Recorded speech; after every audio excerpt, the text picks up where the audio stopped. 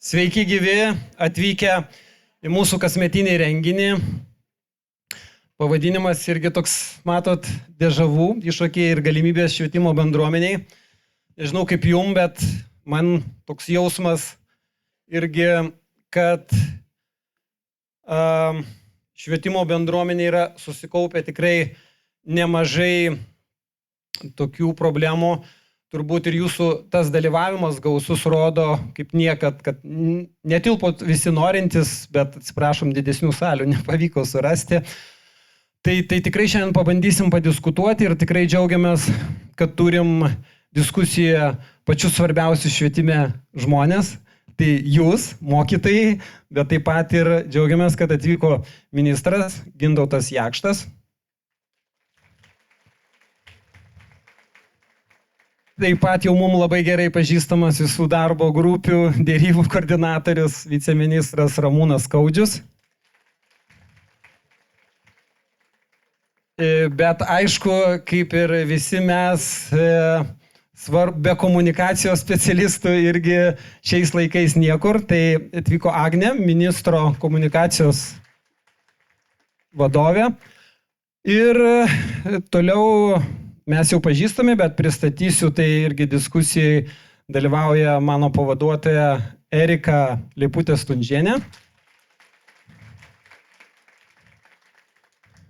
Koks pirmininkas be gerų pavaduotojų, ne? Ir Lilija Burčkienė, pat lietuvių kalbos mokytoja, Jurgita Kiškienė. Ir labai džiaugiamės, kad prisijungia prie diskusijos dar vienas lietuvių kalbos mokytojas, Alius Avčinikas, jums turbūt gerai žinomas ir matomas iš žiniasklaidos ir turbūt gal nuo to net ir pradėtumėm, nes Alius šiemet paskelbė, kad išeina iš mokyklos ir turbūt tai lėmė kažkokios priežastys, ne? Ir priežastys gali būti tikrai susiję galbūt ir jumise, jos brestančios ar augančios ar kylančios. Lygiai taip pat aš ne per vieną dešimtmetį, nežinau kaip jūs, kiek susidūrėt, ne vienas kolega išėjo iš mokyklos ir tikrai tokie mokytojai, kada nusvyra rankos, nusivili ir galvoju, kaip gaila, kad tokie mokytojai išeina iš mokyklos. Tai iš tikrųjų ir kartais stebi ir galvoju, kaip ir nereaguoti, todėl ir kilo mintis būtinai Alių pasikviesti ir jo tiesiogiai ir paklausti tada, o kodėl Aliau, kodėl tu nusprendei trauktis iš mokyklos, tau nebepatinka darbas su mokiniais, ar yra kažkokios priežastys, kurias pašalinus galbūt ir neeitum iš mokyklos, galbūt dirbtum ir tada galbūt, jeigu galėtum, pristatytum savo tos pozicijos priežastis, kodėl tu taip nusprendei.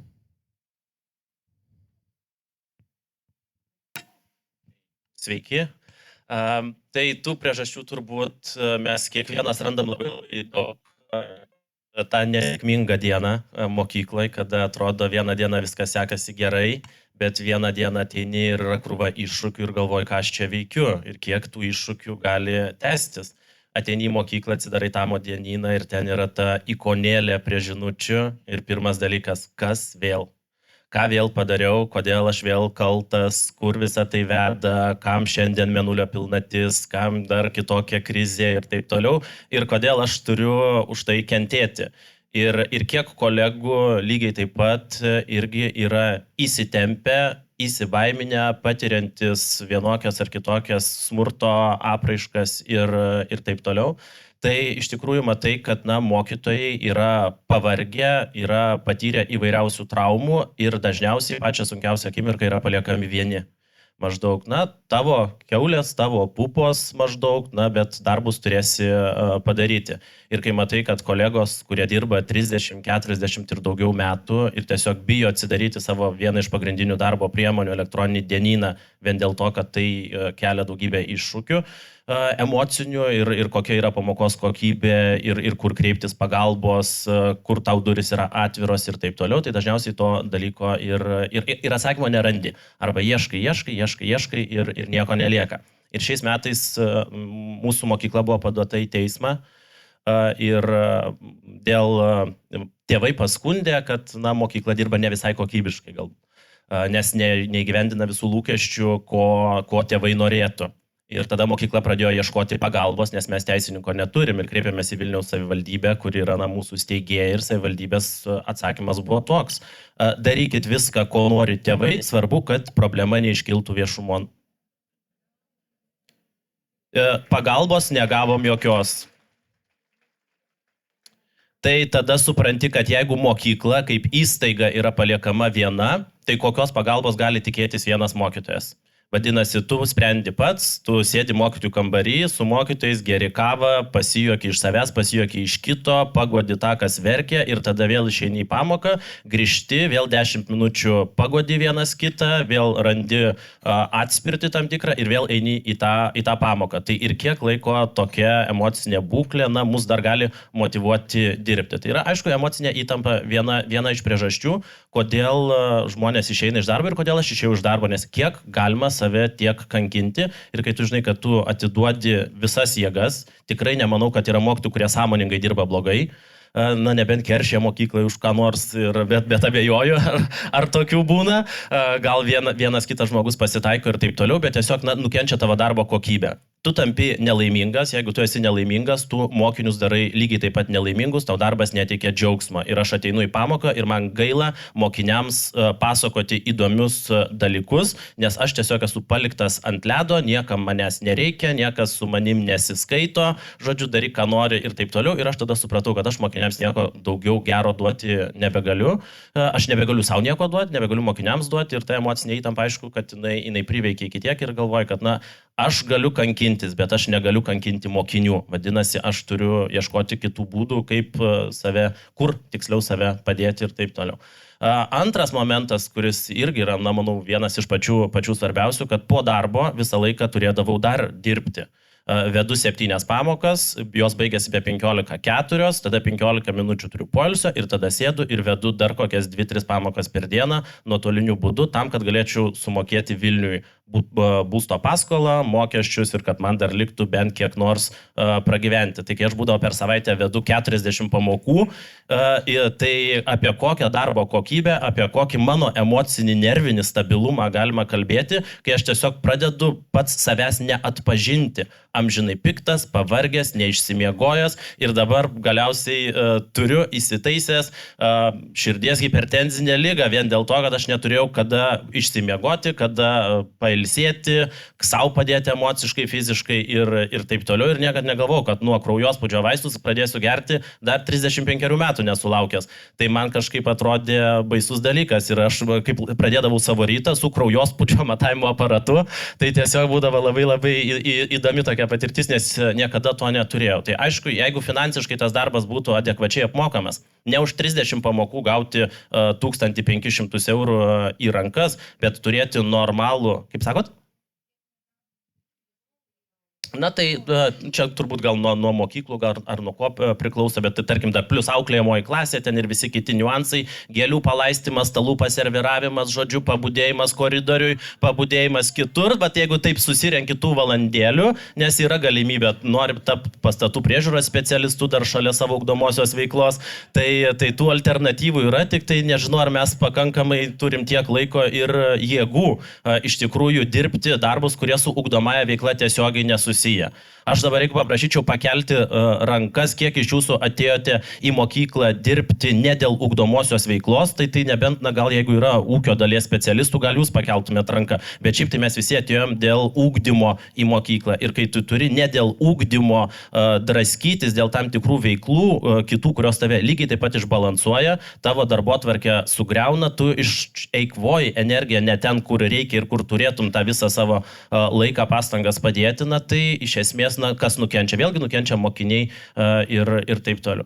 Tai, žodžiu, santykiai irgi, kai mokytojai yra pavargę, tarpusavį santykiai, jie, dažniausiai negerėja, atsiranda tada kitokių tų įtampų ir panašiai. Bet šiaip tai, pagrindinės tos priežastys yra, tai aišku, finansinė tokia grąža, turbūt nepakankama pagal tai, kiek tu dirbi ir kiek tu turi galimybių investuoti į tą savo veiklą tiesiogiai, emocinis, psichologinis spaudimas, smurtas ir visa kita. Ir tada aš galiausiai, kai tiek atsirado tų papildomų įvairiausių veiklų, dabar reforma, tam tikra, net nežinau, ar čia reforma, ar čia kokie mainai vyksta, nežinau.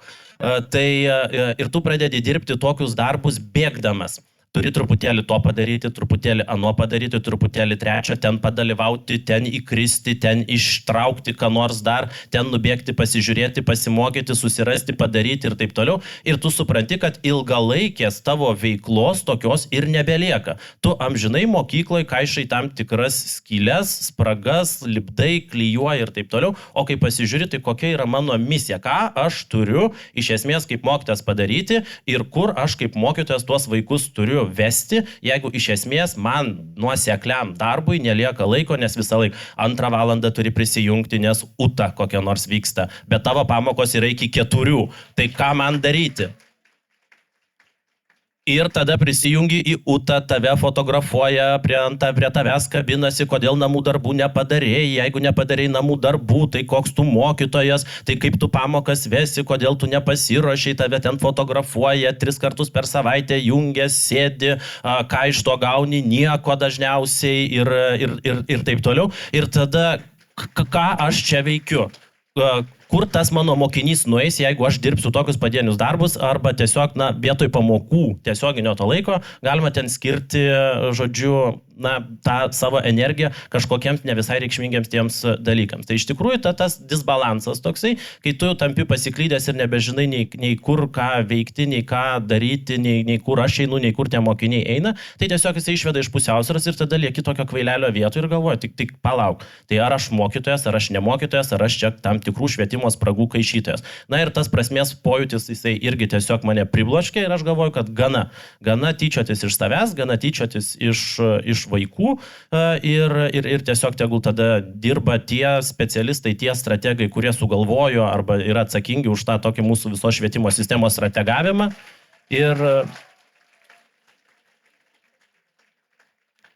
Nes baisioji dalis yra ta, kad dažniausiai tie, kurie nedirba mokykloje, keliasdešimt metų, jie mums aiškina, kaip reikia dirbti ir kai mes pasakom, kad ne taip mokykla veikia, jie į mus žiūri kaip į tam tikrus infantilius, nelabai besiorientuojančius žmonės ir tada tu galvoji, tai palauk, tai ar aš tą mokinį matau gyvą, ar tu matei prieš 20, 30 ar 40 metų ir vis dar strateguoji ten, nežinau, sentimentų vedamas ir taip toliau. Tai šitie dalykai iš tikrųjų požiūris į tai, kas mes esam, ar mes esam specialistai, ar ne, nes kai pasako, kad mokytojai, jūs profesionalai, mes jumis pasitikim, bet kai mokytojai pasako, kad žinokit, jeigu mes kaip profesionalai pasakom, kad taip neveikia, kaip jūs mums sakot, tai tada į mus kaip į profesionalus nebežiūrima.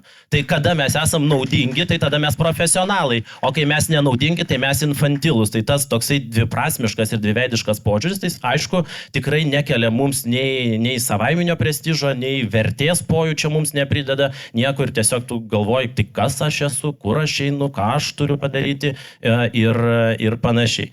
Tai dabar nežinau, ar aš galiu užduoti klausimą, ar pirmininkas užduos klausimą.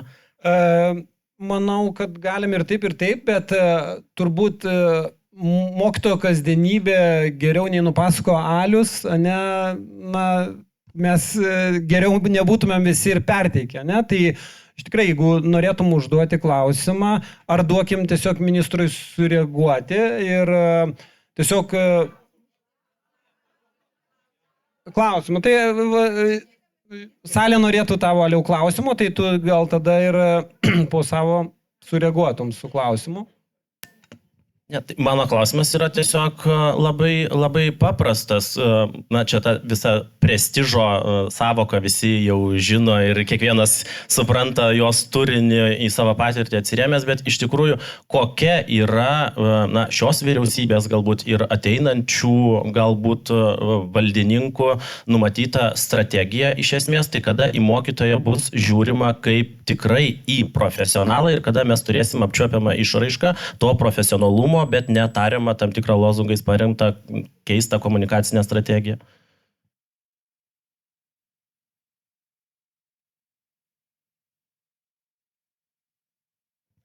Sveiki, mėly mokytojai.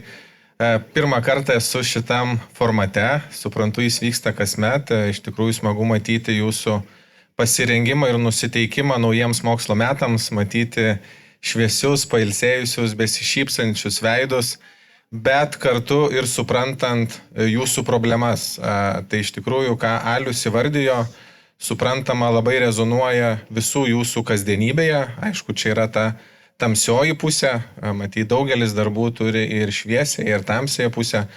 Yra tų dienų, kurios įkvėpia ir džiugina, ir smagu matyti tiek savo mokinius, tiek savo kolegas, bet būna tų dienų, kai nieko nebesinori. Ir iš tikrųjų kalbėjom atskirai ir su Alium, po jo išėjimo, tai labai skaudu matyti tokius profesionalius žmonės, kad nusprendžia, kad viskas, išeisiu ir darbas mokykloje nebemielas, darbas su mokiniais nebemielas, tai iš tikrųjų dėl to labai skaudu. Dar skaudžiau dėl to, kad daugelis jaučiatės labai panašiai. Aš esu čia neseniai ir būsiu neilgai, maksimum čia matyti metai su trupučiu, bet per tą laiką iš tikrųjų norisi padėti mokytojams.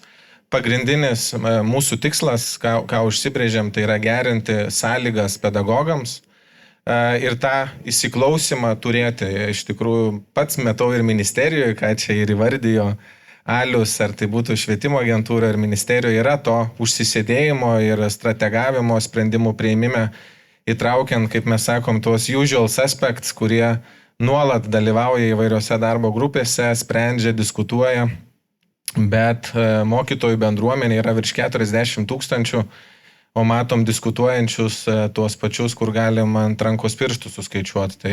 Tai tose diskusijose labai norisi matyti daugiau mokytojų.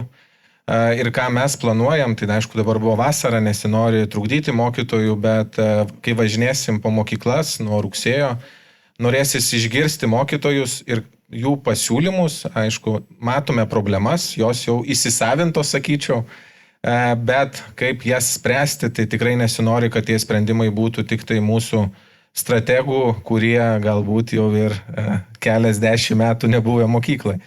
Tai mūsų darbas yra jūs visus išgirst. Su tokiu uždaviniu esu ir šiandien, ir tokiu uždaviniu lankysiuosi mokyklose. Kalbant apie mokytojus ir mokytojų profesijos prestižiškumą, aišku, ta savoka tokia nuvalkiota visiems matyti, kelianti šypseną vieniems dėl vienokių priežasčių, kitiems dėl kitokių.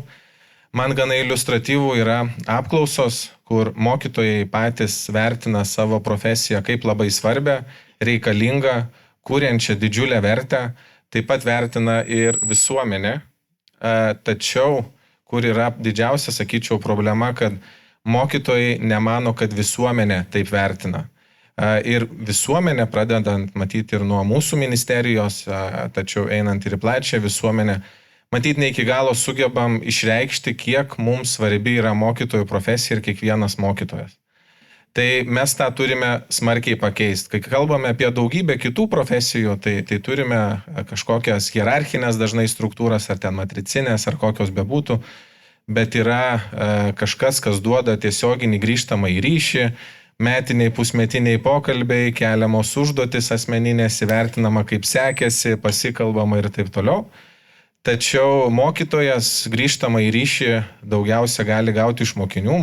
Mokiniai dažniausiai yra nepatenkinti, nes reikia mokytis, gali gauti iš tėvų. Tėvai dažnai irgi nepatenkinti, nes vaikai skundžiasi, kad reikia mokytis ir tėvai bėga ginti vaikų. Mes kažkaip, jeigu nesam nepatenkinti kieno nors darbų, tai nebėgam į jų namus ar į jų darbo vietas aiškinti, kad jūs dirbkite kitaip, bet matom, kad visuomenė galvoja, kad gali ateiti į mokyklas ir papasakot mokytojams, kaip reikėtų dirbti.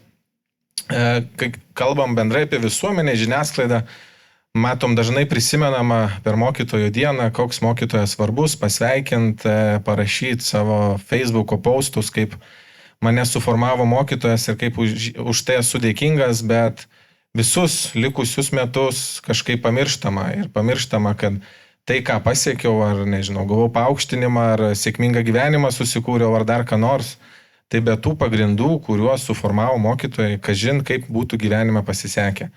Ir norisi, kad visuomenė pripažintų iš tikro labiau mokytojus. Tai čia viena yra iš pripažinimo. Kita, aišku, yra savijauta, ką galiu sau leisti dirbdamas mokytoju. Ir tie, čia gal 2 mikrofonai jungti yra, kaip, nežinau.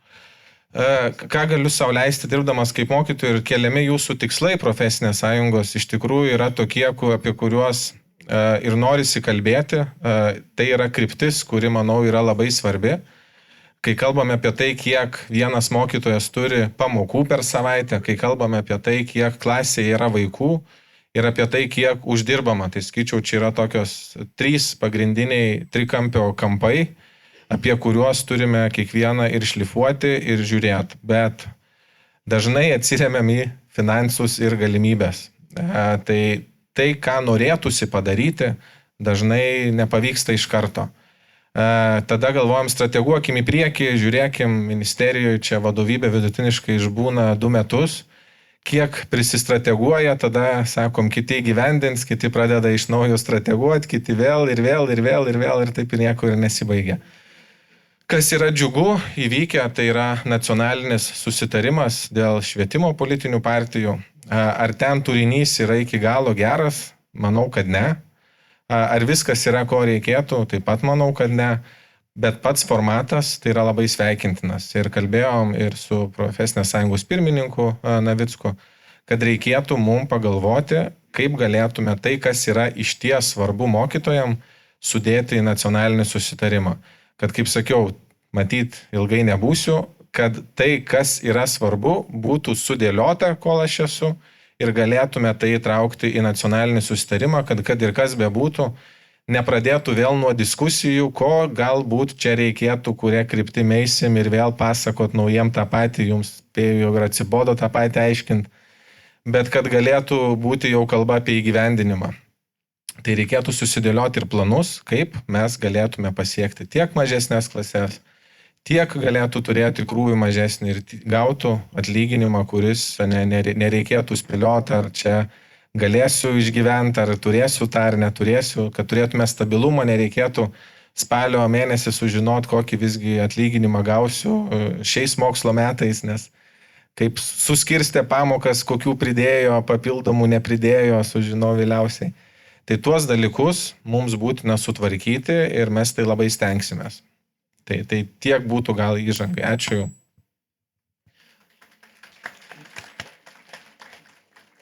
Tai ačiū tikrai, Ginutui, už įžangą, bet turbūt dabar galėtumėm pabandyti ir pereiti per tuos konkrečius dalykus, kuriuos mes turėtumėm spręsti, kuriuos turėtumėm keisti ir kaip mes tą darysim, nes lyg ir visi suprantam ir čia pozicija nesiskiria, kad mokytojas svarbus, turi būti vertinamas, bet tik tai mes turim tokį kontekstą, kad, pavyzdžiui, išeina Alius iš mokyklos ir, kaip minėjom, tai nėra vienetinis kažkoks atvejis, turbūt kiekvienoje jūsų mokykloje išeina mokytojai ir tikrai, kurie neturėtų išeiti ir kartais gaila, kad kai pamatai ateina ir tos mainus, tai jie tikrai nelygiaverčiai ir visgi randami mokytojai kartais visai net nepriartėja prie tos kvalifikacijos išėjus ir turinčių didelę patirtį. Tai visgi norėtųsi, kad tie veiksmai būtų labai aiškus ir konkretus, nes kaip ir ministras galbūt minėjo, tų kalbų mes turim ir ne vieną dešimtmetį, bet kai prieinam prie to plano, kaip čia mes spręsim tas problemas, tai kartais ir nesuspėjam, nes pasikeičia ministrai, kartais pasikeičia dėl mūsų veiksmų, kartais dar tik mums pagalvojus apie veiksmus, jie pasikeičia. bet irgi tas netiek svarbu, kad ir pasikeičia, man atrodo, vis tiek labai svarbu mums imtis atsakomybės ir galbūt net tos lyderystės pačiai bendruomeniai, nes kitu atveju sulaukti ir kad ateitų mums pasiūlytų ten, darbo sąlygas ar panašius dalykas mums svarbu, tai galbūt kitiem nelabai tas ir rūpi.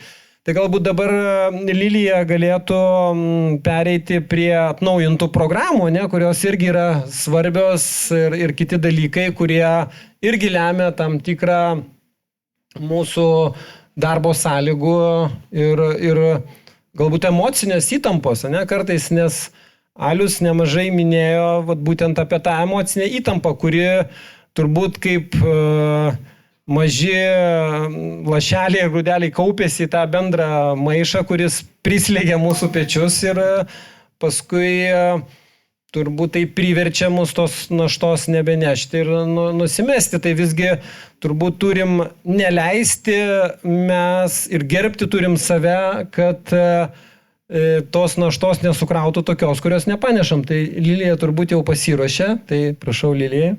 Taip, aš siūlyčiau truputį kitą diskusijų formatą. Nors esu filologė, bet labai mėgstu tikslumą.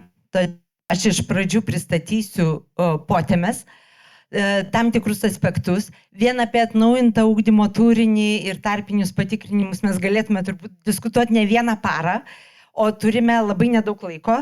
Todėl iš karto siūlau kelias temas ir netgi pakankamai smulkes. Tai pirmoji būtų, tiesiog, aš taip metodiškai, pirmoji būtų apie vadovėlius, skaitmeninį turinį, metodinę medžiagą ir mokymus, nes mūsų artėja kelio tokie pokyčiai didžiuliai. Antroji būtų irgi apie atnaujintą turinį, tai yra apie kompetencijas. Man atrodo, kompetencijų vertinimas yra viena iš problematiškiausių atnaujinto turinio. Trečioji būtų tarpiniai patikrinimai, ar viskas sklandu. Ir dar, kadangi ministras to nežinojau, turėjau tam tikrą pranašumą ruošdamas diskusijai, yra čili klausimai, į kuriuos galima ir neatsakyti. Tai jie tokie bus aštrus, bet galima pasakyti, kad nevirškina šitą, nepatinka tas skonis ir neatsakome į čili klausimus. Tai toks žaismingas ir toks pakelsintis nuotaiką arba sugadintis. Tada atsiprašau. Taigi, pradedam ir norėčiau pradėti nuo to, kad jau tas atnaujintas turinys bus, niekur mes nuo to nedingsim, ir daug diskusijų kelia vadovėliai. Ir turbūt apie vadovėlius, tai aš pacitavau vienos, neminėsiu kokios leidyklos, Viliotinį. Mes visi į paštus gauname kokie bus geri vadovėliai, kokie jie bus paruošti, kaip mums bus lengva pagal juos dirbti. Ir paradoksas, kad mes tų vadovėlių dar nematėm. Ir šalia viso kito, tai tiesiog yra tie viliotiniai ir nesvarbu, kokia leidykla beleistų, leidžia ne vadovėliai iš esmės, o kol kas siunčia pažadą su tam tikrom puslapiais. Taigi, ir pirmieji tada klausimai ministrui. Pirmasis būtų, perkama katė maiše, ar tai racionalus valstybės lėšų naudojimas? Analogiška situacija buvo 2016 metais, kai buvo atnaujintos lietuvių kalbos programos ir vadovėliai pasirodė po metų. Irgi buvo viliotinis, mes turėjome pirkom tuos vadovėlius ir tada paaiškėjo, kad tai yra tiesiog makulatūra. Mes grįžom, atsiprašėm senųjų ir dirbom su senaisiais. Pinigai valstybės buvo išleisti. Tai čia pirmas bus, ar racionalus valstybės lėšų panaudojimas, jeigu mes nematėme tų vadovėlių, negalėjom pačiupinėti ir išsirinkti geriausius. Antras, jeigu tinka seni vadovėliai, sena metodinė medžiaga, ar tikrai yra turinio atnaujinimas? Ir kokia tada atnaujinimo prasmė? Trečias klausimas, mokytojams vadovėlio nereikia, o ką daryti mokiniams? Vadovėlio nėra matę. Ir ketvirtas čili klausimas jau, į kurį galite ir neatsakyti. Naujų vadovėlių mokytojams ir mokykloms nereikia, nes A variantas. Pritrūko laiko ruošiantis pokyčiams. Variantas. Pritrūko finansavimo. C variantas. Pritrūko įklausimo. D variantas. Vadovėlių tikrai nereikia. Tai tada tiesiog aš paprašysiu 3 arba 4 klausimus atsakyti.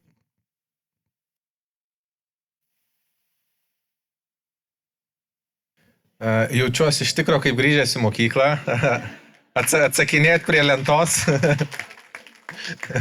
iš sąrašo pataikė bedant į žurnalą. Dėl perkamos katės maiše, tai ne visai yra katė maiše perkama. Aišku, klausimas, ar procedūros yra teisingos, ar apskritai liberalizavimas vadovėlių leidimo yra pats geriausias būdas, ar turėtų būti visgi kažkoks miksas, kad turėtų ir valstybė galbūt užtikrinti, kad yra tai, ko reikėtų, o tada alternatyvų paruošė rinką. Tai apie tos modelius tikrai būtų galima diskutuoti, bet kaip yra dabar, tai kai yra vadovėlis sukūriamas, yra recenzavimo tvarka, tada žiūrima kalbos komisijos, tada švietimo agentūra vertina. Ar reikėtų procedūriškai dar kažkokių žingsnių, ar tose procedūrose reikėtų daugiau kompetencijų, kad tai įvyktų, kad tu neturėtume nusipirkę netinkamos katės tame maiše ar vietoj katės gavę šunį. Tai reikėtų matyti dar pagalvoti, kaip galėtume ateityje sklandžiau pasiruošti. Ir tam turėtume, mano supratimu, ruoštis tik pasibaigę turinio atnaujinimas, turėtume iškart pradėti ruoštis kito turinio atnaujinimui. Bendrai čia aišku yra toks laivo lopimas, o ne naujo laivo kūrimas, kaip ir čia kalbėjom, ar iš tikrųjų reformos vyksta, ar tiesiog tokie procesai kaip visada, tai yra turinio atnaujinimas visada vyksta. Mano supratimu, jis turėtų būti šiek tiek kitaip, turėdami ir dabar atlaisvintą 30% turinio, kai kalbame, kad mokytojai pasirenka, į kurias temas norėtų tą laiką skirti daugiau pasigilinti. Man atrodo, iš mokytojų turėtų gimti ir turinio atnaujinimas.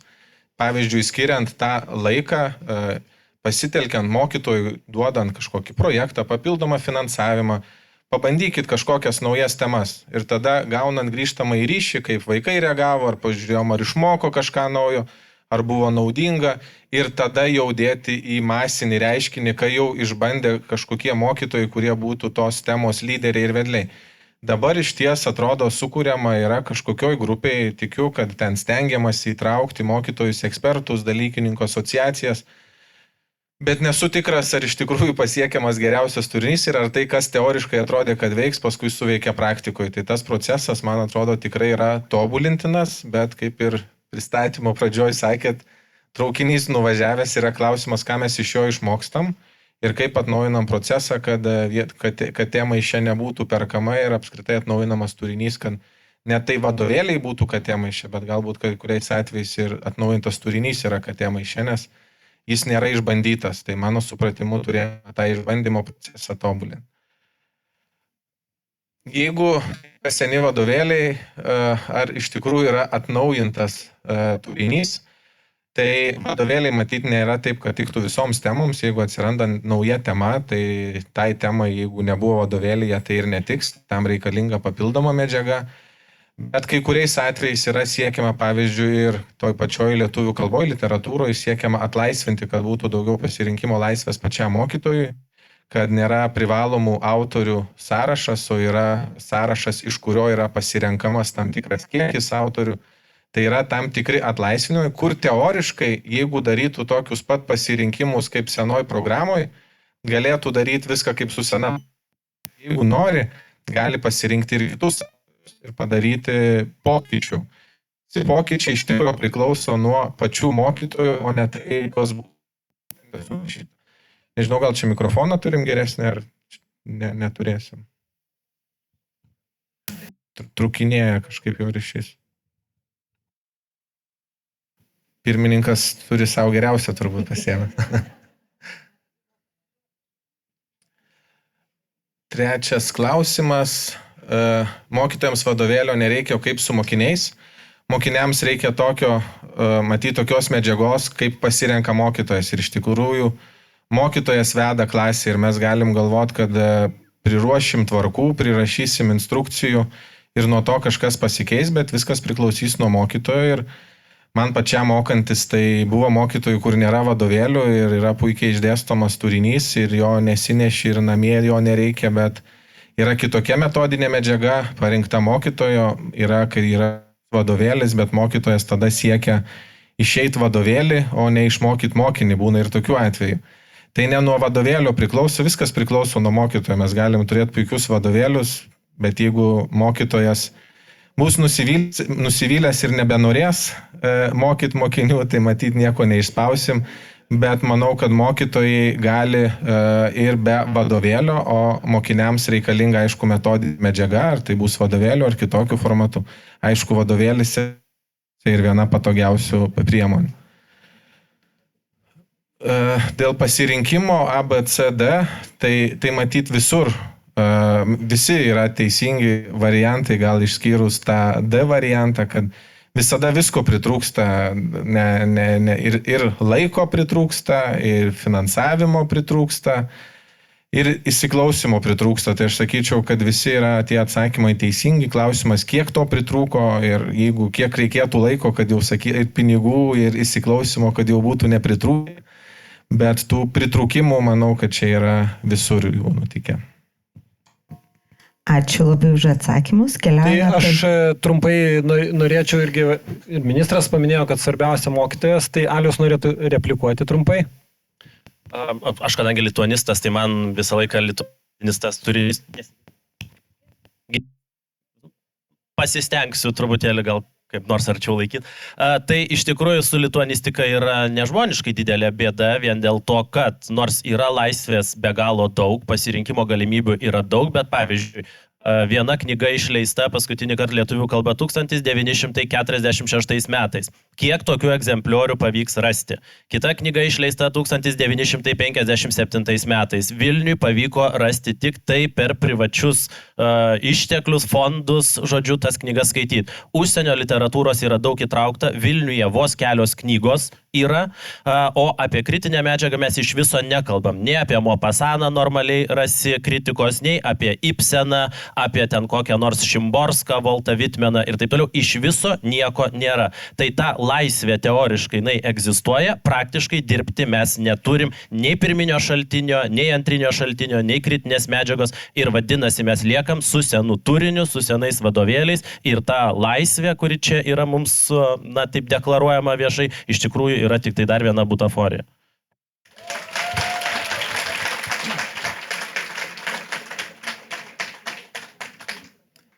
Labadiena visiems. Ramūnas Skaudžius, kas čia pradėjo kalbėti, dar atsistoju, trumpam pamojuoju.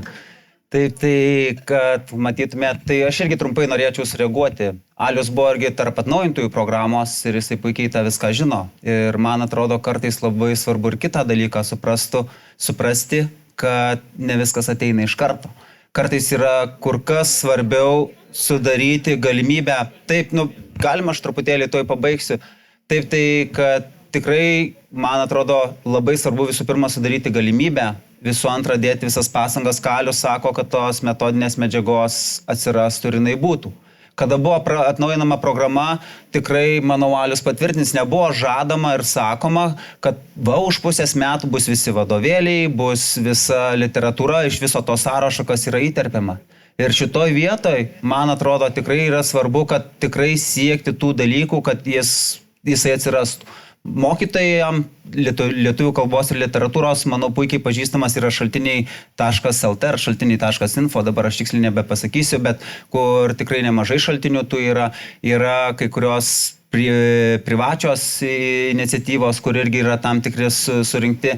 Šitoje vietoje aš matyčiau tą ateitį, kada tikrai yra vadovėlis senos leidybos suskaitmeninimo galimybė ir tikrai ministerija jau yra sulaukusi poreikio tiek finansinio, įsivertinant, kiek reikėtų atnaujinti tuos pačius šaltinius ir pridedant ir aktualių kontekstų, tarkim, ir kalbėjimo daliai, tarpiniam patikrinimui, tai visas tas yra sprendžiama. Tai tikrai ministerija net ir pradėdama, beje, pats procesas buvo prasidėjęs kur kas anksčiau dar ateinant šitai politiniai vadovybei, bet tai nėra joks pasiteisinimas, tiesiog istorinis faktas. Tai, man atrodo, labai svarbu kurti tas galimybės ir jeigu bent vienas mokytojas paims vieną iš tų minėtų kūrinių ir ras galimybę kažkokiu būdu su klase apie tai diskutuoti, man atrodo, tai jau yra labai geras žingsnis į priekį. Tai džiugu, kad diskusija šiek tiek užsikūrė, ne? Tai Lilija dar reikėtų šiek tiek tavo įžvalgų, kad jinai dar labiau užsikurtų.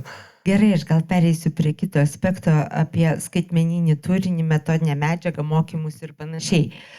pirma, kadangi šitos skaidrės kolegoms bus atsiustos, tai aš įdėjau nuorodas, kad jums jau ieškoti nereikėtų ir šiek tiek paaiškinimą apie tai, ką ten galima surasti. Nes turbūt paskutiniai mokymai, pristatymai, kurie buvo birželio mėnesį, tai buvo pažadas nacionalinės švietimo agentūros, kad jau e-mokykloje jis yra reformuojamas tas tinklapis ir ten bus labai daug visko sudėta ir ten visa ta medžiaga bus. Tai tos medžiagos tikrai yra ir vėl kolegom palengvinimui, kadangi mums galbūt sumokės tik tai už 20% padidins pasiruošimui, tai kad jum nereikėtų gaiško ieškant. Aš tiesiog apvedžiau raudonai, kur galima susirasti tos medžiagos, kad jums būtų paprasčiau ieškoti ir dabar pati pasinagrinėjau su lietuvių kalba susijusi. Tai visų pirma noriu pasakyti, kad taip vertingos medžiagos. Viena iš vertingiausių medžiagų tai yra Lietuvių kalbos ir literatūros mokytojų sąjungos kanalas. Tai mes ten irgi esame įdėję medžiagos. Tai iš tikrųjų asociacijų, turbūt dalykinių asociacijų kanalai, kurie ten yra įdėti, jie yra pakankamai vertingi ir ten tos medžiagos yra. Kitas dalykas, kad ten sudėtas, kaip aš sakau, kaip internetas yra didžiausias Lietuvos šiukšlynas ir pasaulio, taip ir šičia, panašu, kad yra didelis sudėta viskas, kas yra įmanoma surasti internete, be jokios atrankos. Tai tarkime, toj pusėje, kur yra prie išteklių ikonėlės, tai pirmoji toj yra sudėtos ikonėlės ne tik kur veltui, bet kur reikia papildomai susimokėti. Tai yra įvairios leidyklos, įvairios platformos, kur tu turi susimokėti, kad galėtum naudoti. Lygiai taip susimokėti turi ir mokiniai, jeigu tu jiems atsiųsi šitą nuorodą. Tai viena bėda, tai kad už skaitmeninį turinį įsigyti mokykloms yra sumažintas finansavimas ir mes ne visada galime pasiūlyti vaikams ir tenka rinktis. Pavyzdžiui, mūsų mokykloje irgi rinkosi Eduka, mes norėjom Vyturio, tai paskui nusprendė, kad prašys tėvų, kad jie sumokėtų už kai kuriuos vaikus tiesiog, yra ir taip, nes atnaujintam turiniui svarbu. Bet yra ir tokios medžiagos, nenoriu sakyti, iš kur aš ją įtraukiau, bet sudėtas visiškas balastas. Ir, pavyzdžiui, patarimai mokytojų, pateikiami 3 intriguojantis klausimai, į kuriuos ten turėtų atsakyti. Ir aš perskaitysiu intriguojantį klausimą. Kokią reikšmę turėjo Mikalojaus Daukšos kūriniai raštijos lietuvių kalba vystymui? Ir yra, žinokite, pateikta kaip metodinė medžiaga intriguojančio klausimo. Tai, atleiskit, bet tikrai ne. Antras yra su kalbos kultūros klaida. Lietuvių kalbos mokytojams pateiktas.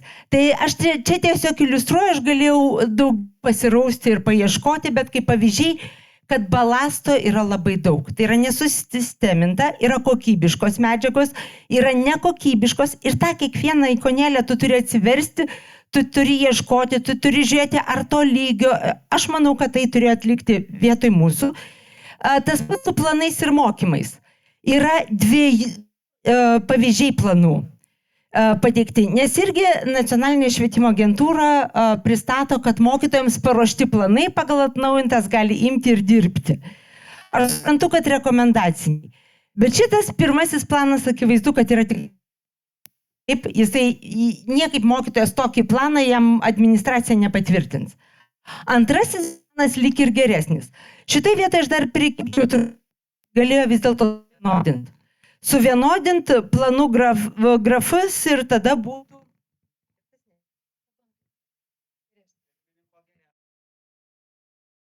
Taip, tai dabar. Ir tada galbūt būtų sistema kažkokia buvus. Tas pats yra ir su mokymais. Vieni mokymai būna vertingi, didžioji dauguma balastas. Tai šitoje vietoje, kai sako, kad mokytojai galėjo pasiruošti, nes buvo mokymai arba paruošti planai arba metodinė medžiaga, tai pasako, pusę tiesos arba mažąją dalį tiesos ištraukia iš dėlionės kažkokį fragmentuką. Tai tiek pavyzdžių, o dabar tada klausimai tie, kaip mokiniui. Pirmasis klausimas. Skaitmeniniam turiniui įsigyti finansavimas yra sumažintas. Ar tai pateisinama tuo metu, kai reikia diegti atnaujintas programas? Nes ten galima būtų naudotis. Antras, Prie mokytėms siūloma skaitmeninio turinio sudėta visa įmanoma medžiaga be kokybiškos atrankos ir sistemos. Ar tikrai tai metodinė pagalba? Pasiruošimui 20% papildomai apmokamo laiko tikrai neužteks, kad išsiraustum ten. Ir čili klausimas, tinkamai nesusisteminta, kokybiškai nesutvarkyta medžiaga, nekokybiški mokymai, tai darbas labiau orientuotas į viešuosius ryšius, darbo brokas, abejingumas nepagarba mokytojo laikui, ar taip ir įsivaizduojame kokybišką darbą?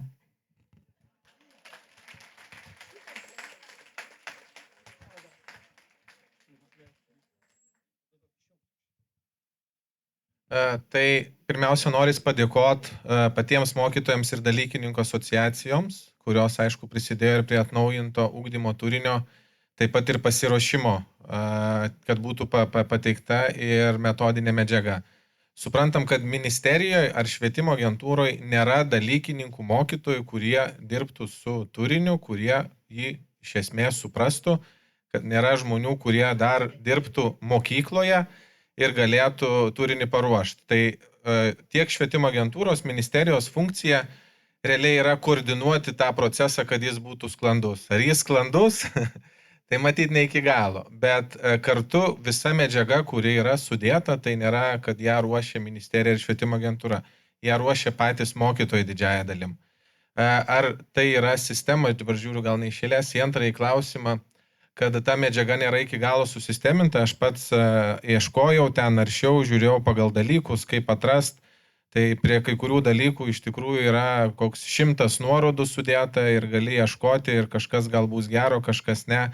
Nėra kaip būtų internetiniai parduotuviai, kur populiariausia prekė, ar čia būtų populiariausia metodinė medžiaga, kuri ten aprobuota, ar ten žvaigždutėm įvertinta pačių mokytojų ir kad žinotum, daugelis mokytojų šitą naudoja, matyčiau, ta bus geriausia.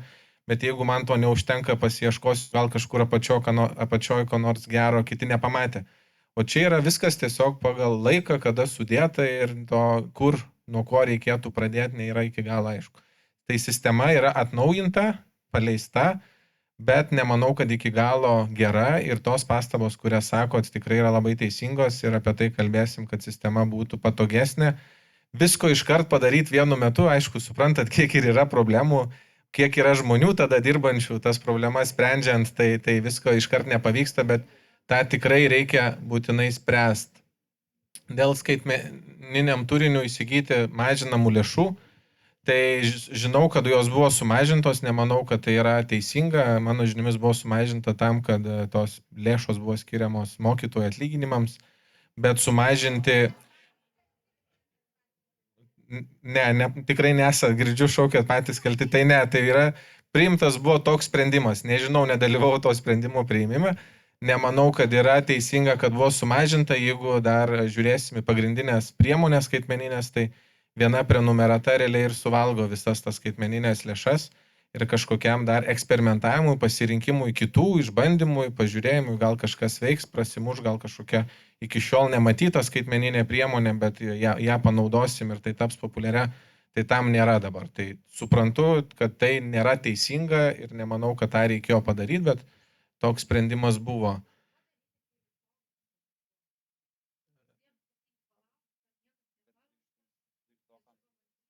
Dvyliktokam nesikeičia ugdymo turinys.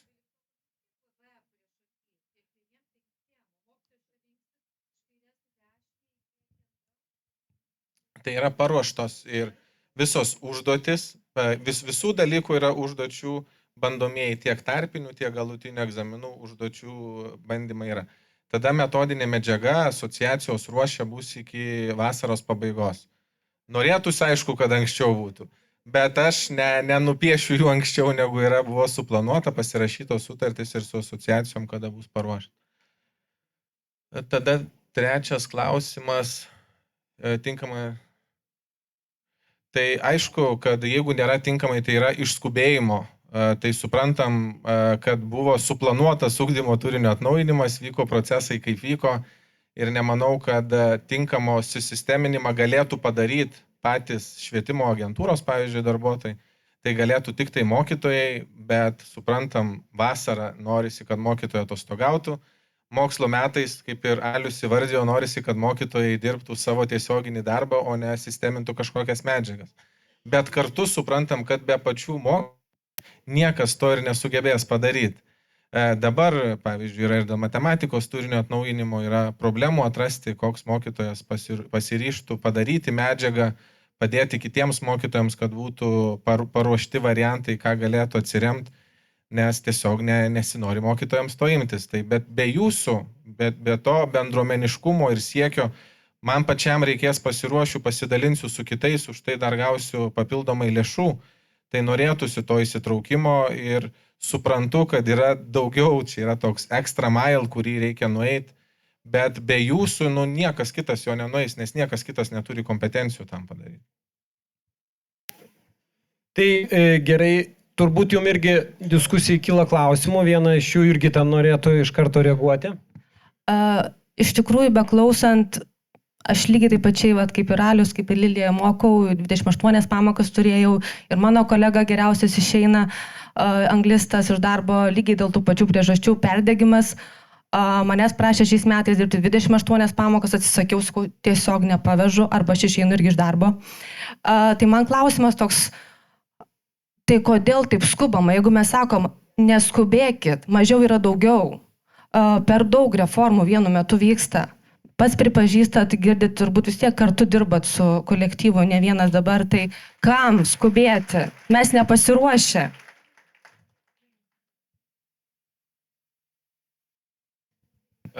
Kam skubėti, tai iš tikrųjų nepasakyčiau, kad buvo čia didelė skuba, aš sakyčiau, kad tiesiog tame procese nebuvo einama iš skubėjimo, nes per vėlai pradėta ruoštis. Dėl to, tai jeigu pažiūrėtume, kada buvo patvirtintos programos, iš kurių dar šiemet buvo mokoma, tai buvo 2011 metais patvirtintos, pažiūrėtume, kada buvo pradėta jos rengti, tai buvo tokiais laikais, kai kalbam, pavyzdžiui, apie informacinės technologijas, kokiais laikais gyvenom, kai buvo ruošiamos tos programos.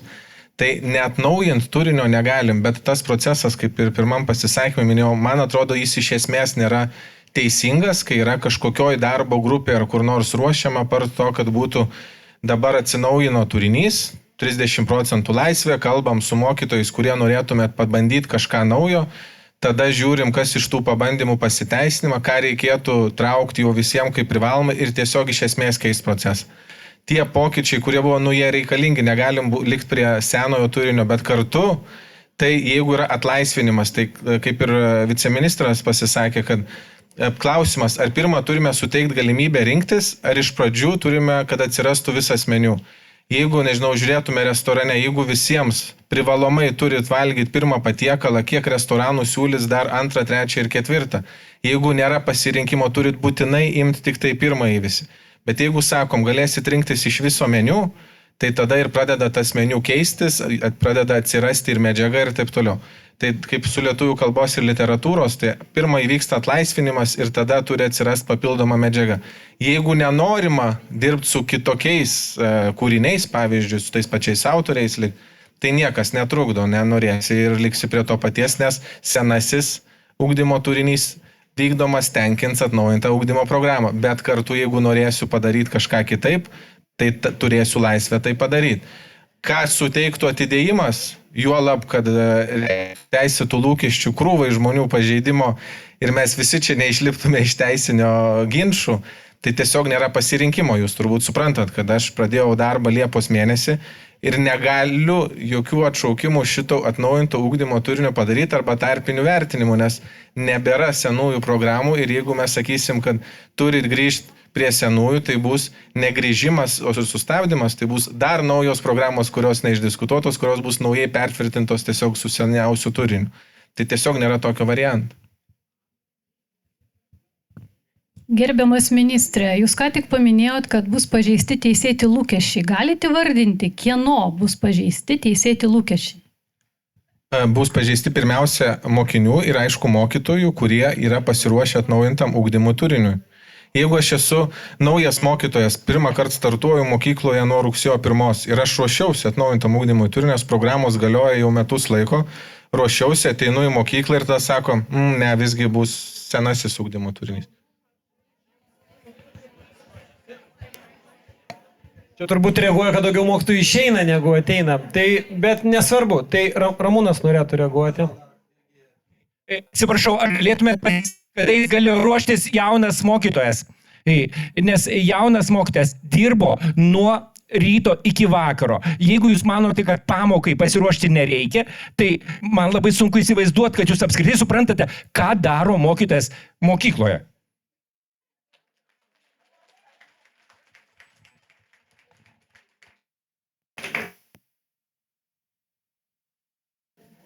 Aš gal vis tiek dar trumpai sureaguosiu apie tai, kadangi ministras sako, kad gerai, mikrofonas arčiau, gerai. Truputėlį ir jūsų klausimą tada paliesiu dėl pasiruošimo klausimo, bet tiesiog aš tame dalyvauju ir būtent su šitų klausimų dirbu tik atėjęs nuo pat pradžių, kada dar buvo ir Gitos Šikžnienės komanda. Ir vienas pirmųjų sprendimų, kas buvo padaryta, tai programos pagal pirminį planą, jos turėjo startuoti 2022 metų rugsėjo 1 dieną. Nepraėjus nei pusiai metų, mes tik atėję pasakėm, kad mes nukeliam programų startą dar bent metam, nes tikrai reikia pasiruošti. Visas tas buvo planas, kuris sudėliotas, tai vėlgi mes galim sakyti, kad tai čia jūsų blogas planavimas, jūs tada neįvertinot visų tų dalykų iki galo. Taip, mes buvom nauji žmonės. Taip, mums buvo pateikta informacija, kad startas programų turi būti jau 2022 metų rugsėjo 1 dieną.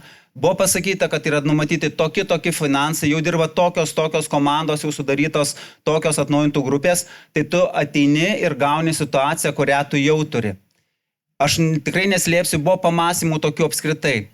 Ar stabdom visiškai atnaujintų programų atnaujinimą, ar planuojame iš naujo? Bet tai reiškia, tam nėra jokių finansų. Buvo ir tokia galimybė svarstoma dar 2021 metais. Mes įvertinam ir sakom, ne, vis tik nukeliam startą, turėsim daugiau pasiruošimo, programas pasitvirtinam ne su lik nukelimu, bet pasitvirtiname anksčiau, kad būtų metai laiko pasiruošti. Dabar matau, kad galbūt ir būtų buvę kur kas geriau, jeigu būtume paruošę 2 metus startui. Taip, tai aš tą galėčiau pasakyti, bet tai tu matai, kada jau tas visas vyksta. Ir tu kai kurių dalykų tikrai nesuplanuosi. Programos buvo patvirtintos 2022 metais. Aš puikiai žinau, aš pats mokykloje dirbau beveik 10 metų. Vadovėlio nesu nei vieno parašęs, bet ir mano mokiniai klausdavo dar balandžio mėnesį, jau kada baiginėdavosi mokslo metai, tai mokytojo aš jau nešuosi visus metus vadovėlį, kada mes jį naudosim. Aš jam sakydavau ne. Aš nesakau, kad čia yra gera praktika, bet aš buvau tas mokytojas, kuriam vadovėlis yra tik absoliučiai pagalbinė priemonė. Aš perskaitau 1, 2, 3 vadovėlį, pasidarau savo miksą, kas man asmeniškai patinka. Tai ir tikrai nėra teisingiausias metodas. Dabar dėl jaunų mokytojų tada. Tai aš manau, kad visų pirma yra net ir dabar tokių jaunų mokytojų ir nebūtinai jaunų mokytojų, kurie dar nežino šiandien, nors jau yra rugpjūčio galas, kad jie dirbs mokykloje nuo rugsėjo 1 ar nuo rugsėjo 5. Yra net ir tokių tikrai žmonių, kurie paskutiniu momentu apsispręs ateiti į mokyklą.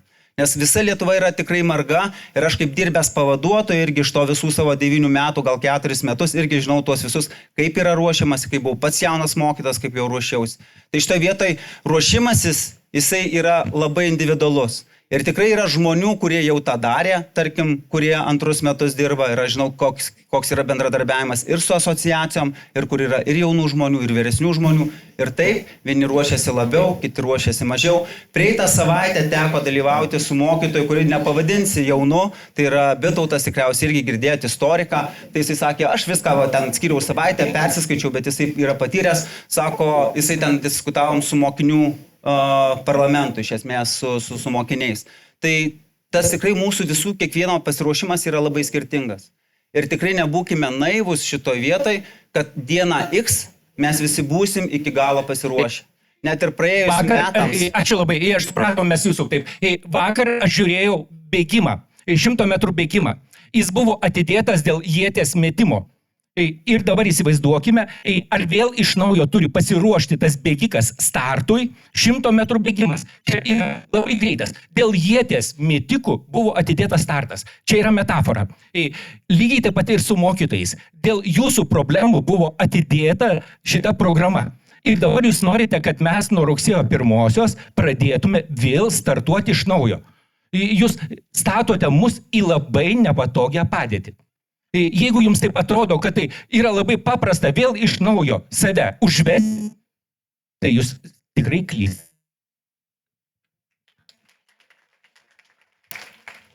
prisipažinsiu, kad ne iki galo supratau metaforą, supratau tą aiškumą, bet nelabai iki galo supratau, ką mes atidėjom ir kurius priverčiam startuoti iš naujo. Aš manau, kad čia apskritai naujas renginys, naujas startas ir netgi, sakyčiau, nauja sporto šaka pradedama ir čia, sakyčiau, tinkamesnė būtų kai kuriuo atveju metafora. Taip, tai, nepykit klausimo, aš iki galo nesupratau, kurioje mes vietoje kažką sustabdėm ir kad jums dabar dėl to sunkiau startuoti. Kur aš sutinku, kad tikrai būtų kur kas geriau, jeigu mes turėtume visų tarpinių užduočių pavyzdžius ne rugpjūčio 17 dienai, kurie jau yra dabar paskelbti, kad būtumėm turėję balandžio 17 dienai. Čia aš pilnai suprantu, kad būtų daug geriau. Aš pilnai suprantu, kad jeigu būtų ilgalaikiai planai suplanuoti teikti dar vasario mėnesį, nes tą buvo galim padaryti, vėlgi buvo parodyta pavyzdžiai, vienas labai geras, kitas labai blogas, bet šiuo atveju irgi kartais gerai pasilyginti, kuris tas planas yra geresnis, kuris yra mažiau geras.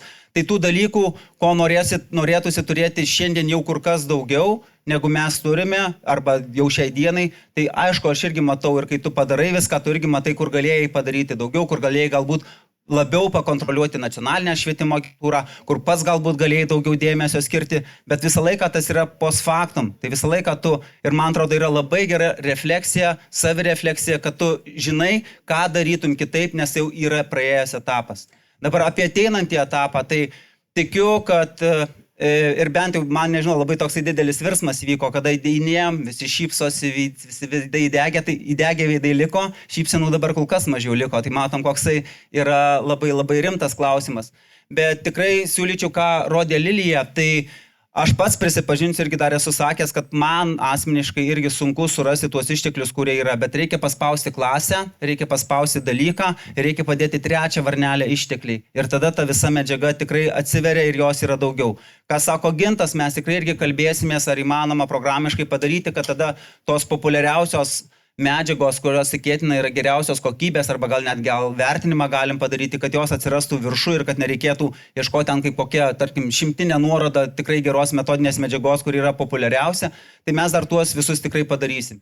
Ilgalaikiai planai yra, pavyzdžiai yra, vadovėlių šiai dienai irgi galiu pasakyti statistiką, leidėjai buvo pažadėję, kad, bent jau planas buvo toksai, kad bus vadovėlių apie 55, tai šiai dienai jau yra registrė vadovėlių, apie 35 vadovėliai jau gali būti situacija pakitusi, likusius irgi žinau, kad nemažai vadovėlių yra vertinami, tarkim, nemažai vienas karščiausių klausimų buvo istorijos dalykas ir istorijos dalykui tai šiai dienai yra trečiai, būtent 5, 7, 9 klasiai vadovėliai jau patvirtinti, 11 klasės vadovėlis dabar jau paduotas vertinimui VLKK, tai irgi tikimasi, kad gal ne rugsėjo 1, rugsėjo 15 dieną jį tikrai irgi turėsime. Taigi tie visi maži niuansai, jie susideda į visumą ir šitoj vietoj aš irgi sakyčiau, kad galėtumėm būti geriau pasiruošę, bet ar verta atidėti? Dėl atidėjimo tada yra visų pirma teisėti lūkesčiai, vienas dalykas. Kitas dalykas, mokytojai jau tiek ruošiasi, žinau, kiek savivaldybės darė mokymų. Ir tikrai vieni dalyvavo labiau, kiti mažiau, vieni žiūrėjo įrašus, kiti dalyvavo tiesiogiai, nes tuo metu galėjo. Tai tos medžiagos yra.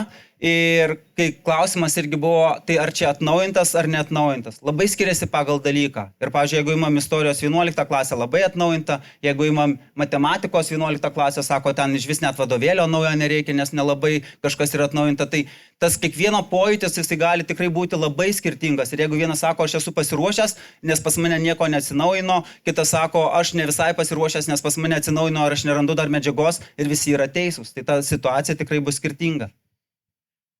Tai Lilija norėtų užbaigti, pratęsti. Pratęsti, kiek laiko mes turim. Taip, gerai, tai aš norėčiau tada stoti prie atnaujinimo vienos ties, kur man atrodo daugiausiai problemų yra, tai yra kompetencijų vertinimas, taip, nes visa kita tai plius minus mes, aš sakau, galėtume čia paromis diskutuoti, o dabar apie kompetencijas. Tai be abejo kompetencijos tai pasirengimas prasmingai veikti ir jos sudarytos iš žinių, gebėjimų ir vertybinių nuostatų. Ta trys dalis, kurių atskirti atskirai nebegalima, kaip mes vertiname kompetencijas. Ir būtent su tom vertybiniam nuostatom yra problemų. Ir dabar aš iš e-mokyklos pasirinkau porą citatų, kurios, man atrodo, šiek tiek rodo, kad nelabai supranta švietimo politikai, kaip ten yra su tom kompetencijų vertinimu. Nes yra parašyta, kad priklausomai nuo mokyklos pasirinkimo kompetencijų vertinimas gali būti sudedamoji dalykų vertinimo dalis ar išskirta į atskirą mokinių vertinimo sritį. Tai čia norėjau paklausti. Iš pradžių mes vertinsime žinias ir gebėjimus, o paskui dar atskirai vertinsim tas pačias žinias, tos pačias gebėjimus ir dar pridėsim vertybinės nuostatas. Nu, man atrodo, čia viena problema yra. Antroji, kad galima vertinti skirtingais būdais, ugdant skirtingose dalykuose tą pačią kompetenciją, o taip tikrai bus, vertinime reikėtų siekti apibendrinti mokinio veiklos rezultatus. Nu, nelabai aš tiesą pasakius įsivaizduoju, kaip tai turėtų įvykti techniškai. Aišku, siūlomi mokinių aplankai turbūt kaip vaistas panacėja nuo visų dalykų, bet vėl tada kyla labai daug abejonių. O dabar įdomiausias dalykas, todėl kad šiaip yra išskiriami 4 pasiekimo lygiai, tačiau kompetencijose mes nerandam niekur programuose apie 4 pasiekimų lygius. Randam sandų raišką koncentruose ir yra tik tai pagal amžiaus grupės kompetencijų. Čia aš tik tai kaip pavyzdį iškirpau iš vienos kompetencijos. Tačiau 4 pasiekimų lygių nėra. Tai čia man vėl atrodo ta dėlionė, kur nebesusidėlioja į bendrą vaizdą. Žinių gebėjimų yra, kompetencijų nėra, mes vertinam kompetencijas, o dabar įdomiausias dalykas. Išoriniai patikrinimai. Išorinio nacionalinio apibendrinamojo vertinimų šiuo metu neplanuojama vertinti mokinio kompetencijų. Čia aš ištraukiu mokyklos iš klausimo apie kompetencijų vertinimus. Ir vienas iš tolimesnės perspektyvos atveju galėtų būti brandos darbo vertinimas. Tai apimantis ir kompetencijų vertinimą. Įdomiausia tai, kad iš mūsų prašo, aš nežinau, ar jūsų mokykloje prašo, pateikti koncepciją, kaip mes nuo kitų metų vertinam kompetencijas, ne? Nors tai klausimai būtų tokie. Ar gali būti taip, kad viso metu mes ugdysinsime kompetencijas, o išorinio nacionalinio apibendrinamojo vertinimų žinias ir gebėjimus? Tai čia vienas, kas prieštarauja vienas kitą, mes turime vertinti, tikrinti turime tai, ką mes vertiname. Antras klausimas, kas turėtų būti atsakingas už kompetencijų sistemos sukūrimą? Nes man atrodo, kad chirurga, kuriam pasako, žiūrėk, mes operuosim lazeriais, neprašo, tu dar ir lazerį. O tada jau operuok. O dabar mums kompetencijoms susikurk vertinimą ir tada vertink. Tai laserį turėtų atnešti. Ir turbūt trečias, kokios rizikos, jeigu kiekvienas vertins kompetencijas pagal savo suvokimą ir vidinius įstaigos susitarimus. Tai dar subjektas, kas kaip supranta. Antras, kompetencijos perinė švietimo kryptimi. Trečias, apmėsime, kad viskas gerai pateikia įrodančios statistikos. Ketvirtas, bus deleguota mokykloms. Ir penktas, mes patys nežinom. Tai šitą vietą aš dar norėjau pasakyti, kad kompetencijų vertinimas man panašus į vienaragį. Visi žino, kaip jis atrodo, tik nieks nematė.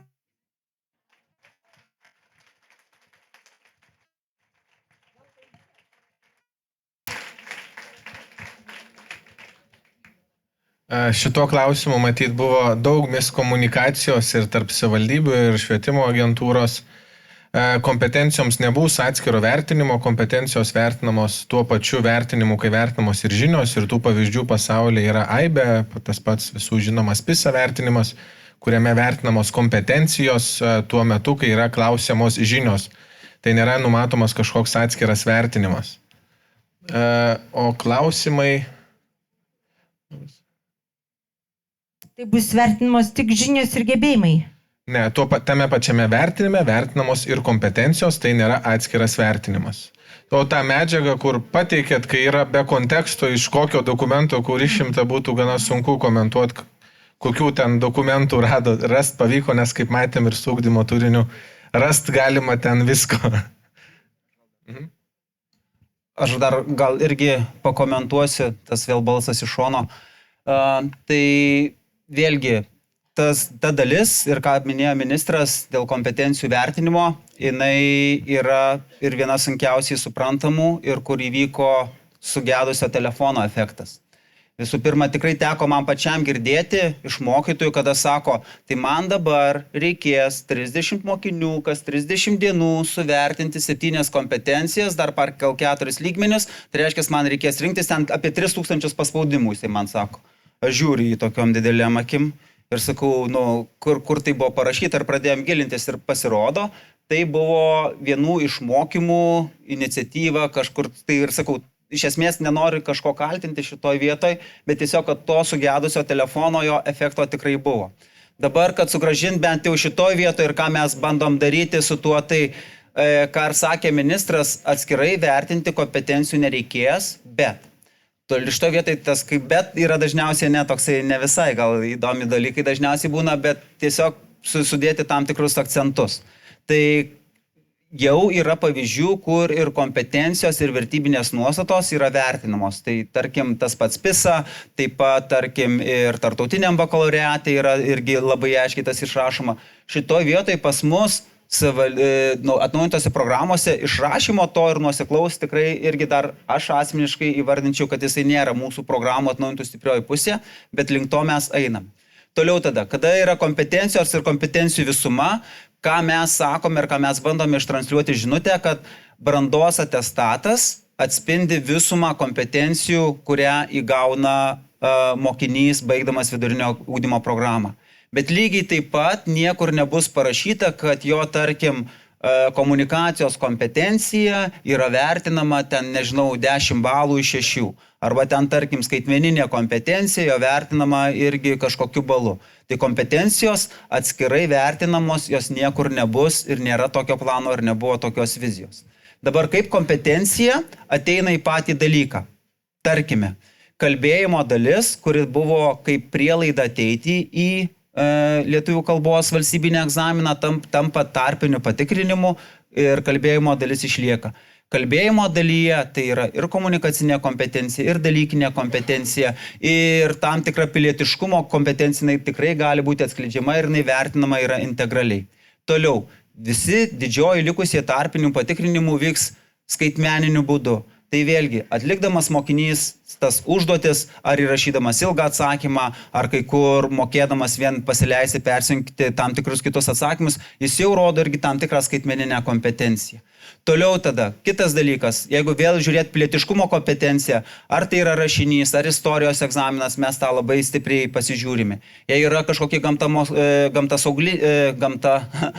gamtasauginiai dalykai, taip, tai yra ir gamtos mokslai, ir tai gali būti ir brandos darbas ir panašiai. Tai tie dalykai, tos kompetencijos, jos tikrai natūraliai turėtų atgulti į patį dalyką ir būti atskleidžiamos. Dabar, man atrodo, yra labai svarbu nusibrėžti, kad mes labai stipriai irgi turim patobulinti savo ateityje per 5-7 metus tarpinius patikrinimus. Jeigu, pavyzdžiui, paim gamtos mokslus, aš pats esu gamtamokslės, chemikas, tai kol kas labai tiesiog paprastai yra paimta iš chemijos egzamino pirmoji dalis, tie 30 klausimų yra paimta į tarpinį atsiskaitimą. Tai ten matyt dar bus padidinta iki 40 klausimų ir tai yra ta pirmoji testinė dalis. Bet kas man labai nepatinka, pavyzdžiui, toj chemijos dalyje, kad tai yra be konteksto, be kažkokios temos, ką aš žinau, kas vyksta, tarkim, kitose programuose, tarptautinio bakalaureato, kituose pavyzdžiuose, tos pačios 15-mečių tyrimo. Ten yra uždedama viena tema, ten galima ne tiesiog pasirinkti iš ABC, ten galima įvesti atsakymą, galima modeliuoti, pavyzdžiui, mokinys turi 3 kintamuosius. Iš gamtamokslo irgi pasakysiu tą vieną pavyzdį, kuris man labai patinka. Tai yra, kad yra karšta diena ir mokinys išeina pasivaikščioti ir mokiniui reikia keisti 3 dalykus. Dienos temperatūrą, ėjimo greitį ir išgeriamo vandens kiekį. Ir jisai turi modeliuoti pagal pateiktas sąlygas, jis turi išbandyti tas sąlygas, o paskui duota konkreti, tarkim, temperatūra. Mokinys tokioj temperatūroje eina tokiu greičiu, kiek jam reikia išgerti vandens, ką daryti, jeigu jam reikia eiti greičiau, tai mokinys pats turi siūlyti tada, tarkim, nežinau, kepurę, apsisaugoti nuo šilumos, daryti pertraukas, gerti daugiau vandens, kur tu patikrini daug tikrai nuostabių dalykų, o ne tiesiog bukai A, B, C, D. Bet mes šiandien ir sakyt, kad mes pereisim jau nuo 2025 metų arba ne 2024 metų, kada bus pirmi tarpiniai patikrinimai ir įdėti į modeliavimo kažkokią sistemą jau dabar į gamtos mokslus, tai visi pakraipys galvą, mes tokios sistemos net neturim ir nebandė. Taip, tai šitoj vietoj mums reikia irgi ir su istorikais, tarkim, labai daug kalbėję, kad turime kartu, kada yra tarpinis patikrinimas elektroninė sistema, tai yra vėl naujos galimybės aspektas ir mes turim brėžti labai kryptį, kurią mes judame toliau. Tai kompetencijos tikrai nereikės jų atskirai vertinti, jos vertinimas dalyku ir mes dar šitą kompetencijų vertinimą turime labai labai stipriai sustiprinti. Gerai, ačiū. Tai kolegos, taip ir pasakykit, jeigu prašo jūsų mokykloje vertinti kompetencijas, siūskit pas viceministrą. Sakykit, jis mums žadėjo, kad nereikės.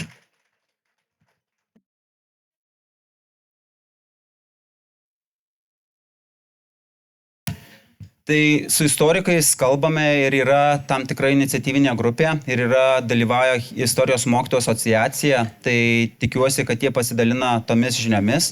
Ir buvo ne vienas ir vasaros susitikimas, man asmeniškai buvo labai skaudu, kada atrodo buvom susitarę, kad vasarą, suprantam, bus nuotoliniai susitikimai, bet ten mėnesis laiko tik įvyko susirašinėjimas, tai teko dar asmeniškai įsikišti ir galiausiai buvo bent 3 nuotoliniai susitikimai ir jie buvo skirtingomis temomis. Tai vienas iš susitikimų buvo dėl vertinimo kriterijų, kitas susitikimas buvo dėl esė, koks jisai turėtų irgi būti ir trečias susitikimas bent jau apsitarta minimaliai, kokie kryptim turėtų eiti link egzaminas į ateitį. Tai tikrai aš pats tų irgi dalykų, supraskit, aš negaliu kaip viceministras irgi įsigilinti kiekvieną kaip dalyką. Aš turiu uždėti principus ir apie principus galiu kalbėti, bet dabar kiek esi ar atviro tipo klausimas istorijoje, ar ten 400 ar 200 žodžių, nei aš kažkada ryšiuos komentuoti atvirai, nes tai nėra mano sritis ir turi istorikų bendruomenė susitarti. Ir mano užduotis, kad tikrai tas vyktų pokalbis. Ir vėl šito vietoj man absoliučiai gaila, kada atrodo, buvo to kalbėjimosi bandymų ne vienas, bet buvo pasirinkta, tarkim, bloga forma, kur kalbama apie gana abstrakčius dalykus, bet pasirinkta forma, kad sueina 100 žmonių. Ir tada, aišku, labai jeigu tu ateini, 100 žmonių ateina išgirs konkretaus siūlymo, kaip turi atrodyti vertinimo kriterijai, o yra pasakoma, toje šalyje yra taip, tai mes galėtumėm daryti taip, arba miksas, tai tu išeini susierzinęs, nes tu nepateisini lūkesčio. Tai vėl aš irgi galėčiau vardinti tų, kur buvo nepasirinktų netokių metodikų, netokių laikų, bet šiaip viskas yra stengiamasi tada ištaisyti į priekį. Tai šiai dienai istorikai yra susitarę, tai bent jau man taip yra, aš pats suose susitikimuose nedalyvavau deleguojamą informaciją, tai tiesiog susisiekite su istorikų bendruomenė. Gerai, man sakė paskubėti, tai tada aš labai skubu bendrą informaciją čia kolegoms, kai dalinsis skaidrimis apie tarpinius atsiskaitimus. Ir tada užmokestis už tarpinius atsiskaitimus ir, kaip matote, bus atlyginama mokytojams už vertinimą tarpinių atsiskaitimų, taip. Bet, kaip matote, šiais metais, tai mūsų tarpinių atsiskaitimų vertinimas iš esmės siekia tik tai minimumą.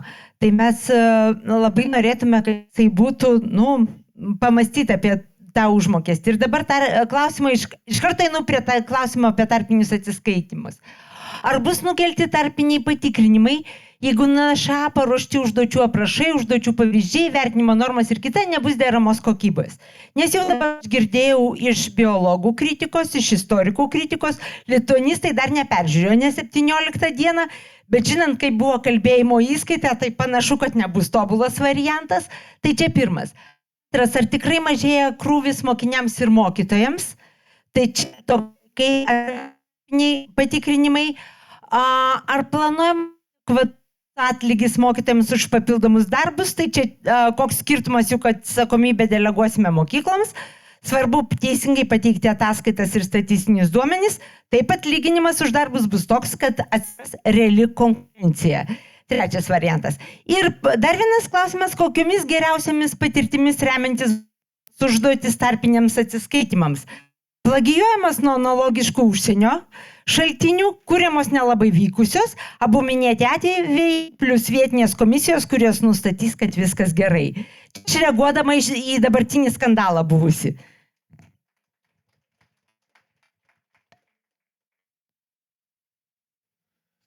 Taip, jau ne visus ir prisimenu iš eilės žiūrint. Dėl labai nesimato, kai taip kampu. aprašai, ar bus atidedama, jeigu paaiškės. Tai užduotis yra rengiamos, vėlgi, ne kažko, bet pačių mokytojų, kurie yra pakviečiami į NŠA, sudaromos komisijos ir rengiamos užduotis. Tai tikiuosi, kad bus jos parengiamos tinkamos. Jeigu tarpinės paleidžiamos bus kažkuo netinkamos, tai labai tikiuosi, kad bus pasitaisyta iki tikrųjų, bet atidėjimo galimybės dėl užduočių netinkamumo nenumatom. Tai reikštų, jeigu sakytume, kad jeigu bus netinkamos, tai nukelsim, tai būtų signalas, paruoškit, bet kaip atidėsim tada. Tai tikrai to neskatinam ruošti netinkamų užduočių. Ir gal dėl laiko stokos tada du čilį ir keliaujam toliau. Dėl ar mokytojams bus atlyginima, tai siekiame, esame pateikę biudžeto dėrybose, kadangi bus tarpiniuose patikrinimuose dauguma testuojama prie kompiuterių, tačiau lietuvių kalbos ir literatūros tai yra kalbėjimas ir mokytojams tai bus atostogų metu, tai už tai turi būti tikrai adekvačiai užmokama ir kalbėjom su premjere, kad iš tikrųjų turėtų būti konkurencija, kad mokytojai jaustųsi įtraukti ir būtų garbė dalyvauti, o ta garbė atsiranda iš to, jeigu už tai yra tinkamai apmokama. Tai dėl to esame įtraukę į biudžeto dėrybas ir tikiuosi, kad bus rastos lėšos biudžete, kad būtų tinkamai atlyginama už šitą darbą. Aš labai trumpai tada neįsiplėsiu šį kartą dėl tų, kaip užtikrinti kokybę. Yra du dalykai, kas gali užtikrinti labai stipriai kokybę. Tai visų pirma, užduočių recenzavimas. Tai kuriems dalykams šią sesiją pagrindinę mes buvom pasitelkę papildomus recenzentus. Tai išskirtinai matematikos dalykui. Kitas dalykas, ką daro visas pasaulis ir kur man irgi buvo keista, kodėl su tuo netėjo pas mane pirmą pačią dieną atsakingi asmenys už tai, tai yra, kad normalu, kad užduotys yra prieš paleidžiant išbandomos. Ir tas išbandomas duoda irgi suprasti kokybę, nes kartais tu galvoji, kad lengva užduotis ir čia visi mokytojai sako, bus lengva užduotis, kurie atsakingi už tą užduoties kūrimą, paaiškėja, kad sprendžia kas 10 mokinys tą užduotį ir pasirodo gal netokia lengva. Tai čia yra patirtis ir nuo NPP testų, nuo VBA, nuo visų. Tai iš esmės du dalykai - recenzentai ir užduočių išbandymas. Ir tą vietą yra numatyta irgi stiprinti.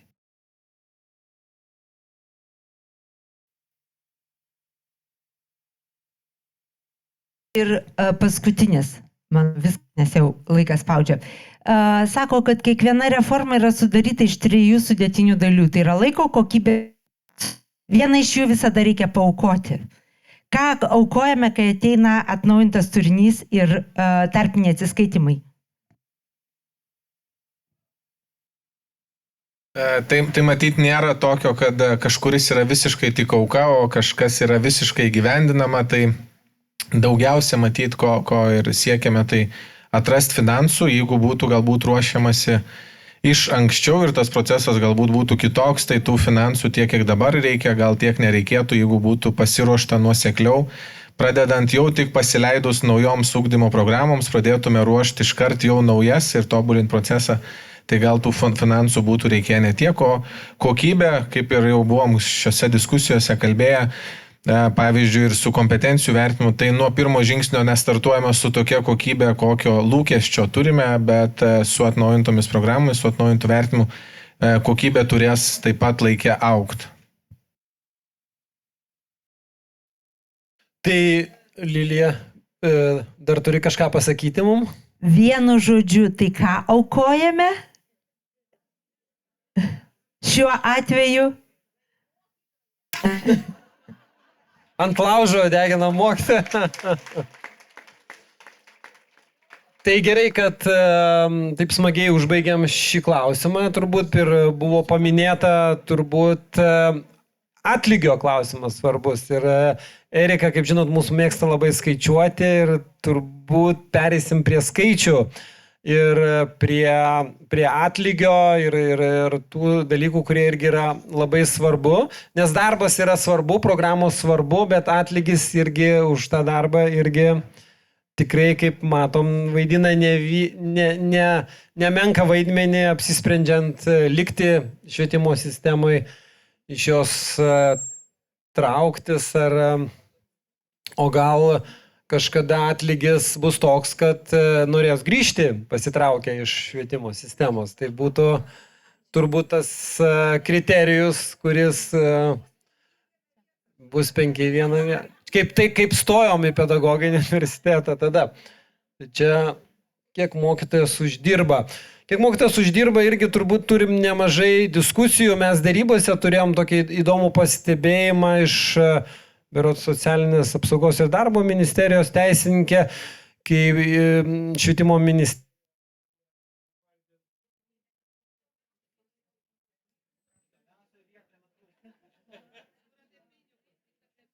Man atrodo,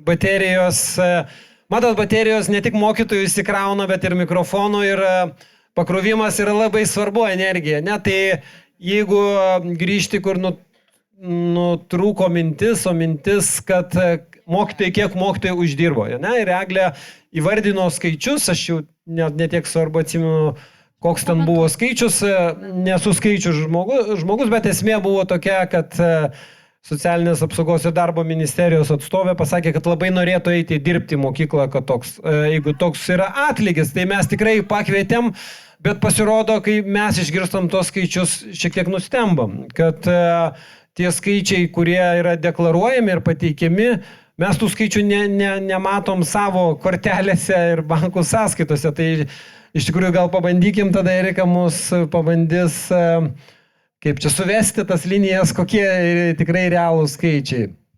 Taigi, klausimas, kiek mokytojas uždirba? Kiek jūs asmeniškai uždirba, taigi puikiai žinote. Bet kiek mokytojas uždirba? Klausimas kitas. Koks vidutinis mokytojo darbo užmokestis? Neužmirštant, kad 22 metais metinė infliacija buvo 18,9%. Pagal finansinės prognozės 23 metais infliacija sieks 9%, 24 šiek tiek bus mažesnė ir bus 2,7. Čia įžanga apie infliaciją ir darbo užmokestį. Taigi labai įdomius skaičius radau. Kadangi gilinuosi į statistiką, kuri viešai yra prieinama, tai yra žinoma tokia svetainė kaip Švisas, yra tokia įdomi statistika. Žiūrėkit, ką mes turim. Mokytojai Lietuvoje turi kontaktinių valandų. Čia yra statistika, pabrėžiu, statistika.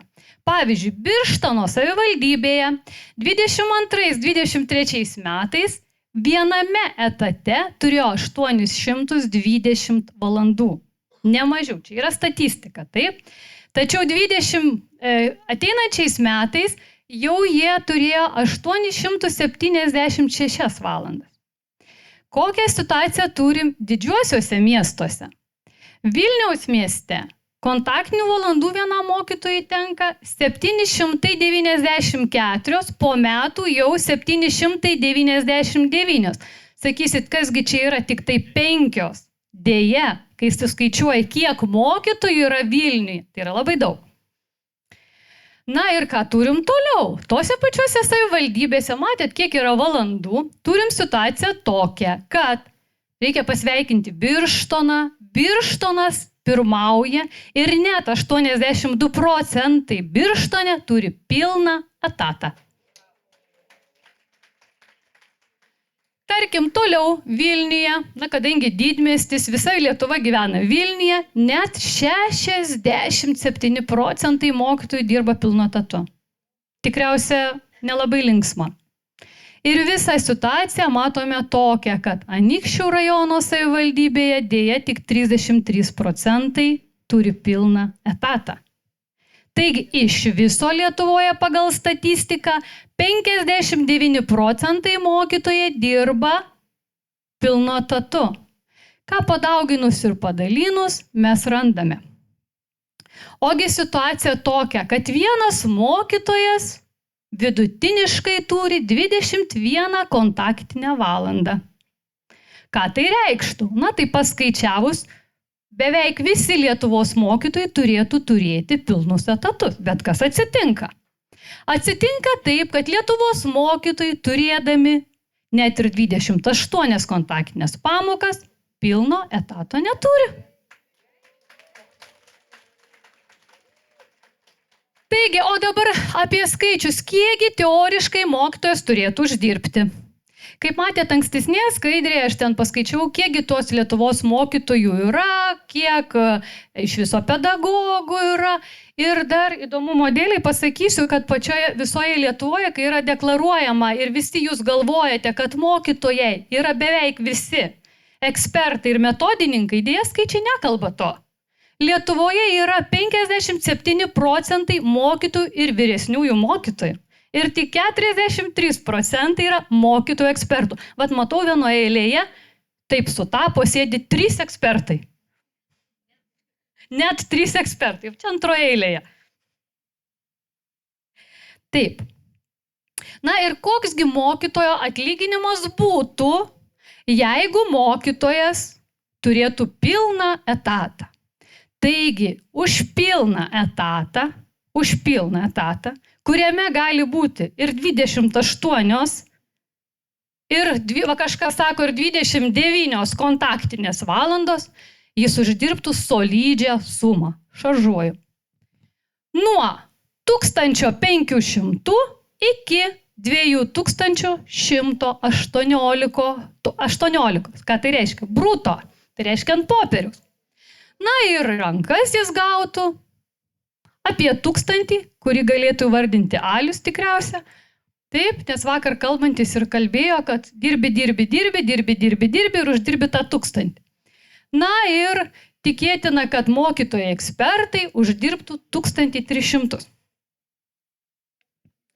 Kai tuo tarpu pagal statistiką, pagal oficialius duomenis, VDU, kurį, kaip žinote, mes dažnai girdime, kad galbūt mokytojų darbo užmokestis 24 metų gruodžio 31 dieną sieks 130 VDU.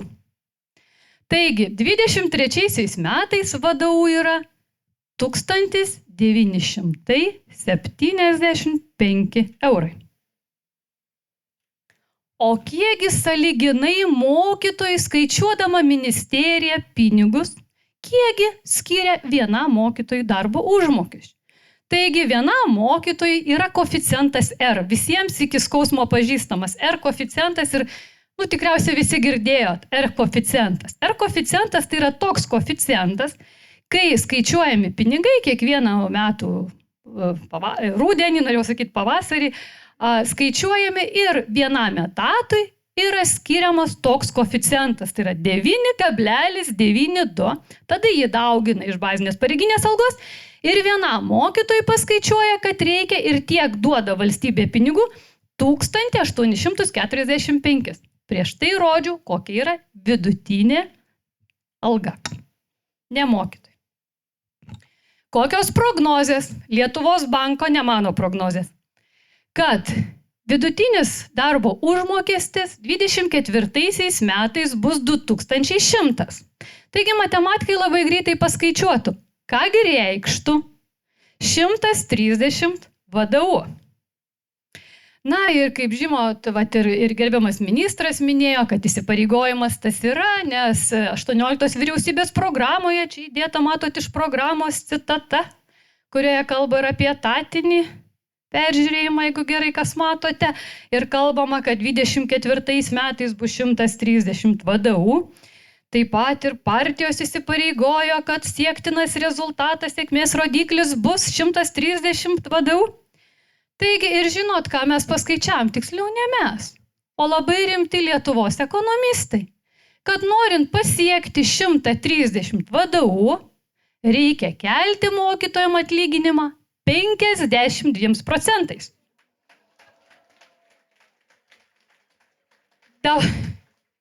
Taigi, paskaičiavau jau aš ne ekonomistas, bet skaičiuoti šiek tiek moku. Jeigu laikant tą tokį, žinot, statistikos departamentas pateikė tokį skaičių, tai yra kaip ir pirmininkas minėjo, kad socialinių reikalų ministerijos darbuotojai nori eiti dirbti mokytoje, nes ant popieriaus mokytojo atlyginimas yra 2040. Tai žinot, kaip beskaičiuosi, 2040 ant popieriaus negali suskaičiuoti. Bet jeigu ir tokį variantą skaičiuojant, Įmant atskaitos tašką 2040. Taigi, 24 metais mokytojų atlyginimą reikėtų kelti, plačiaja prasme mokytojų, visų pedagogų, taip, išskyrus vadovus, reikėtų kelti 32%. Taigi dabar klausimas ministrui, daug kalbėjau, tai paskaičiavimus turite, ar įsivaizduojate, arba žinote, planuojate, kiek kelsite mokytojam atlyginimus?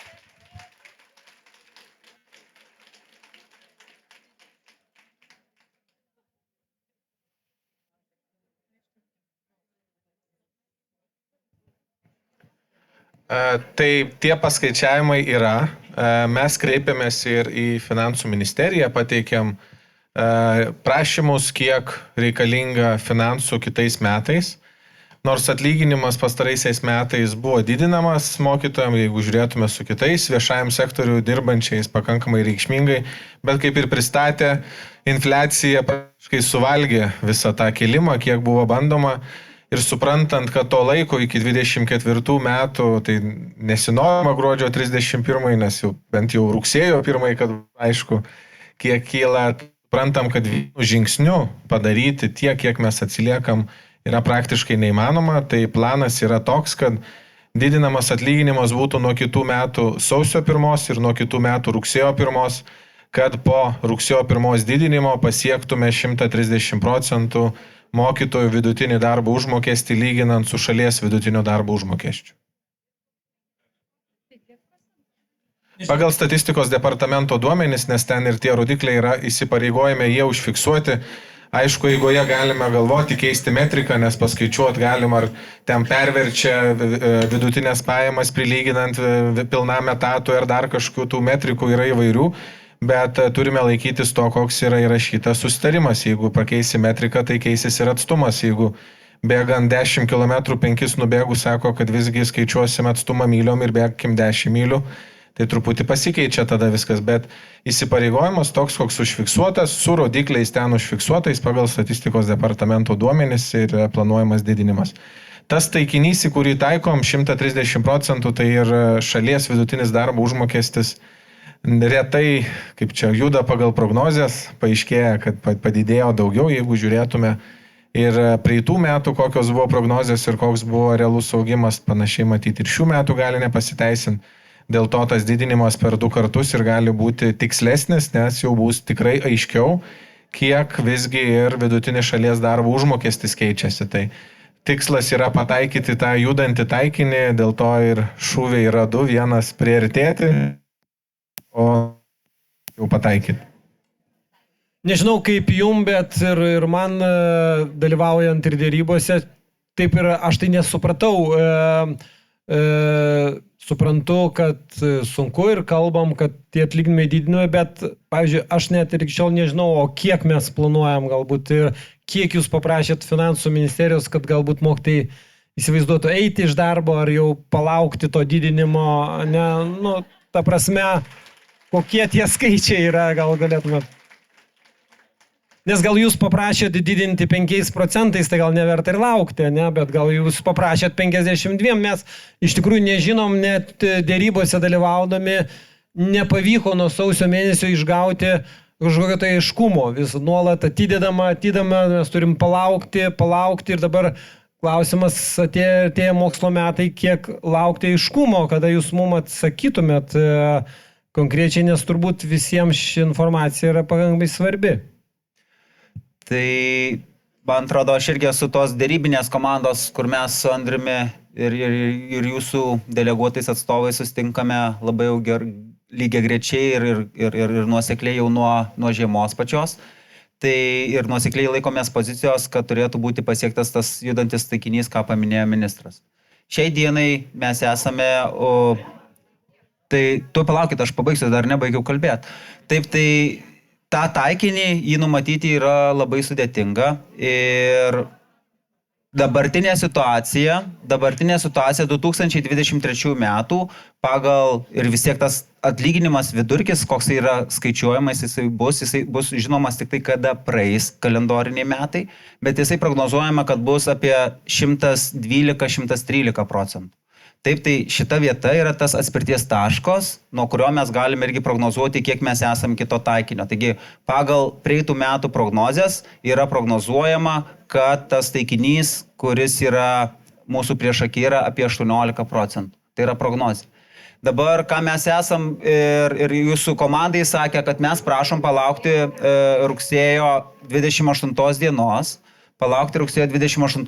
kada Finansų ministerija sutikslina visas prognozes. Tas sutikslinimas vyksta rugsėjo pradžioje, rugsėjo viduryje paaiškėja detaliau biudžetas, taigi būtent tuos skaičius konkrečius tikimės įvardinti rugsėjo 28 dieną, kada preliminariai mes numatę susitikimą su grupe, kur esam dėrybose.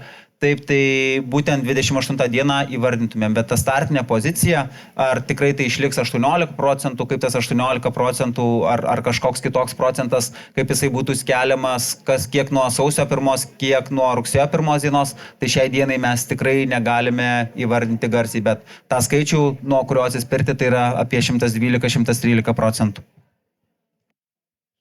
Tai nežinau, galbūt dar kas norėtų, kai klausimas yra, tuoj atnešiu mikrofoną. Aš vis dėlto viceministro norėčiau paklausti, kadangi ir šakiniai sutartį buvau minėjus, kad daugelį šalių yra kompensuojama infliacija gruodžio mėnesį atlyginimo dydžio, tiek kiek infliacija kompensuojama. Tai ar jūs kada nors svarstėte šitą dalyką ar ne? Kad Lietuvoje turėtų būti kompensuojama gruodžio mėnesį infliacija arba sausio mėnesį ir tada atlyginimas didinamas nuo tiek, kiek priklauso. Jūs kada nors šitą mąstėt ar ne? Ir aš turiu dar jums kitą klausimą irgi apie finansus dėl atnaujintų programų.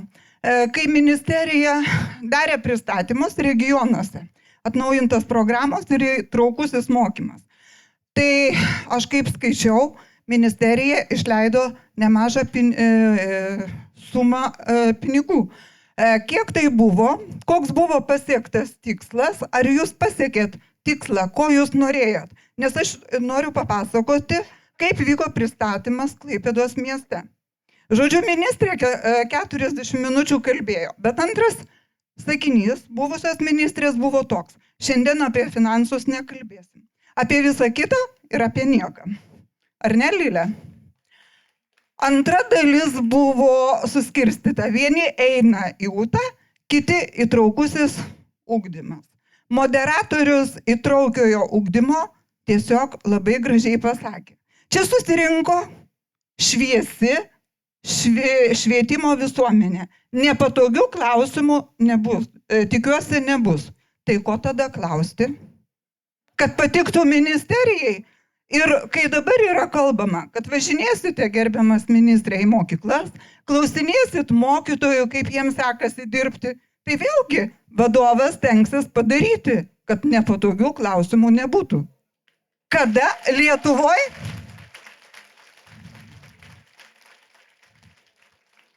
Lietuvoje ateis realybė? Mane tai domina.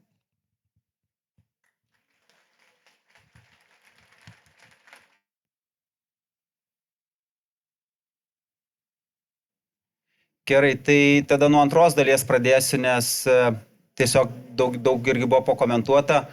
Tai man atrodo kartais, nežinau kodėl tai pasakoma, ar tokios sudėliojimo žodžių junginys, kad nepatogių klausimų neužduokit. Tai tų nepatogių klausimų buvo užduota ir ne vienas mūsų vizituose. Buvau už 10 vizitų 8.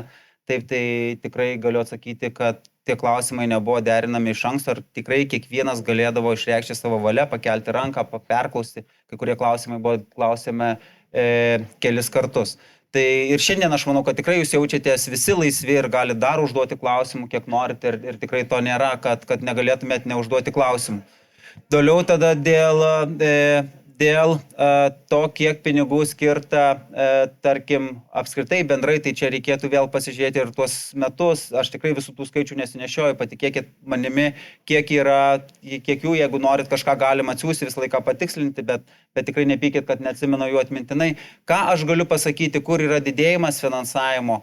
Tai visų pirma, didėjimas finansavimo, ar kur mes tais rezultatais džiaugiamės, kad yra padaugėja skaičius mokytojų padėjėjų, tai yra, kurie vėliau virs mokinio padėjėjais. Tai tas skaičius, tai aš suprantu, kad vėl sakot, kad gal pas jūs nėra, bet ta statistika, kiek per paskutinius 3 metus padidėjo, jinai labai reikšmingai yra padidėjusi. Ir mes tikrai nesakom, kad jau užtenka ir kad mes nesimsim kitų veiksmų, bet čia yra tas virsmas, kuriame yra daugiau. Toliau tada, jeigu mes kalbame, kiek skirta... Ačiū labai, Suveikia mokyklai daryti metodai. Taip, tai jeigu pasižiūrėjus vėl didžioji dalis finansų, kurie buvo skirti įtraukiajam ugdymui, tai yra atlyginimų kelimui, nes kas buvo padaryta irgi vienas pirmųjų darbų dar 21 metais, irgi ir darbo grupė, ir jūsų atstovai dalyvavo, tai buvo suvienodinti atlyginimai ir siekiama, kad suvienoduotų ir sąlygos tiek švietimo pagalbos specialistams, darbo sąlygos, nes buvo, vadinkim, zoologijos sodas, kada, tarkim, vienas švietimo pagalbos specialistas turi kontaktinės valandas gal 16, kitas 18, ar tu ten nelabai supranti, tai dabar jie prilyginti mokytojams švietimo pagalbos specialistai, valandų skaičius irgi prilygintas ir jisai yra jau suvienodintas ir užbaigsim tą visą siekį su kitų metų atlyginimų didinimu. Ir visa ta dalis, jeigu tai pasižiūrėjus, bet kokiu atveju, tikrai gali ir atrodo tada keista, bet didžioji dalis lėšų nueina atlyginimui. Jeigu šiemet mes skaičiuojam, kiek gali prireikti atlyginimams, tai mes skaičiuojam pagal įvairius modelius, tada vėlgi kiek kelsim nuo rugsėjo, kiek kelsim nuo sausio mėnesio, tai gali prireikti beveik 400 milijonų eurų. Tai va, tai apie tokias mes sumas kalbam ir tokios tikrai sumos tada ateina ir atrodytų gal paprasta. Ir man tikrai norėtųsi, gal patikėkit, kaip norėtųsi atnežinę, didinam atlyginimą nuo šio rugsėjo 50%. Nu, fantastika, ne? Bet to, nu, tiesiog yra galimybės ir mes, ir šito vietoje aš tikiu, kad jūs dar turėsite, galim dar vos, jaučiu pavargę ir jau beveik 2 valandas be pertraukos, paprastai turim pertraukėlės tas. Tai tikrai mes kaip ministerija, kaip šalis dėrybose negalim pažadėti to, ko negalim įvykdyti. Mes sutinkam kalbėtis apie tam tikrą užbrėžiamą kryptį, bet mes negalim įsipareigoti to, kas yra nepasiekiama ir ką mes kalbėjomės ir dėrybose, tarkim, vėlgi tas pats reikalavimas kelti atlyginimus, tarkim, 20% nuo šio rugsėjo, 30% nuo sausio. Tai kodėl neįmanoma nuo šio rugsėjo, nes tai reikėtų persvarstyti biudžetą, tada iš esmės nėra papildomų lėšų, kad lėšos būtų ką perskirstyti. Tai iš esmės mes neturime to kažkokio ar kredito, ar kažko, ką galima būtų perskirstyti nuo rugsėjo. Kodėl kalbama nuo sausio ateinančio, tai dėl to, kad tai yra kitas biudžetas, kur galima tas lėšas tada paskirti, pridėti prioritetą ir panašiai.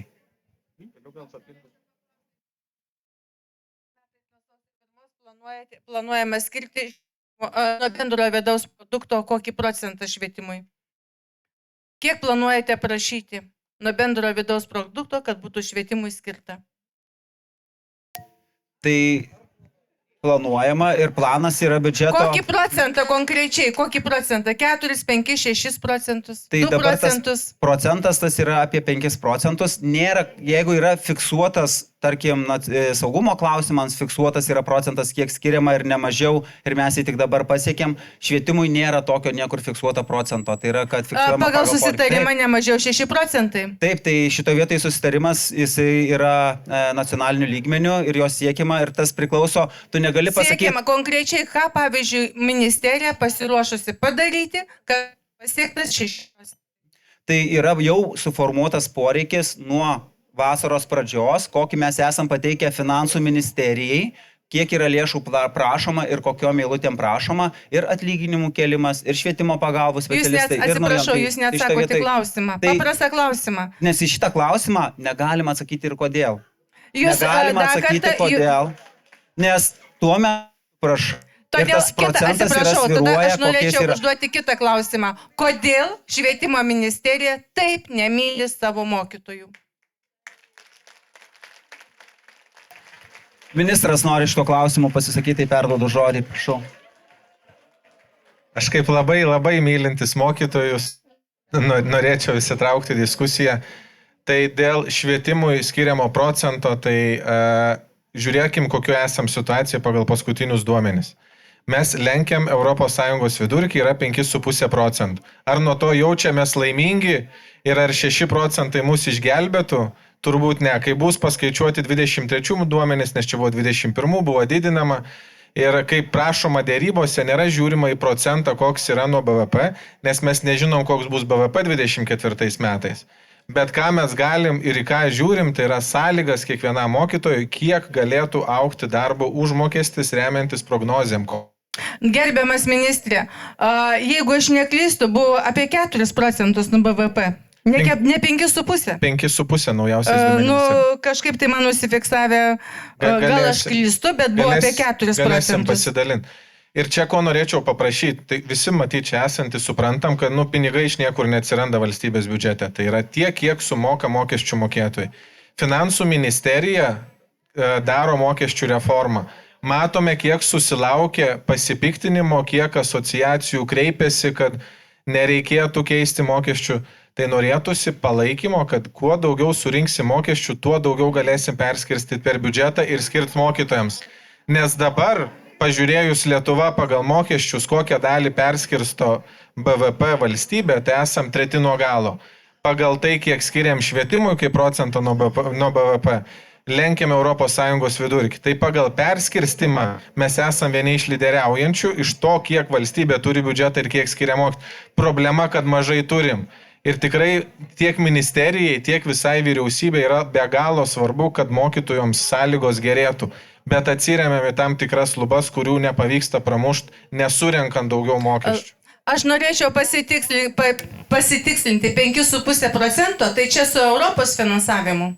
Čia su Europos finansavimu tada. Bendrai švietimui skiriamos lėšos. Tai čia su Europos, aš norėjau, tai va būtent klausimas ir kyla, kad nuo bendro vidaus produkto būtų skiriama 6 procentai. Tai ir matuojama pagal statistiką yra viskas, ne tik tai valdžios alokacijos, bet visos ir finansų ministerija nežiūri, ar čia yra iš Europos Sąjungos. Šiuo metu šitiek trūksta mokytojų Lietuvoje.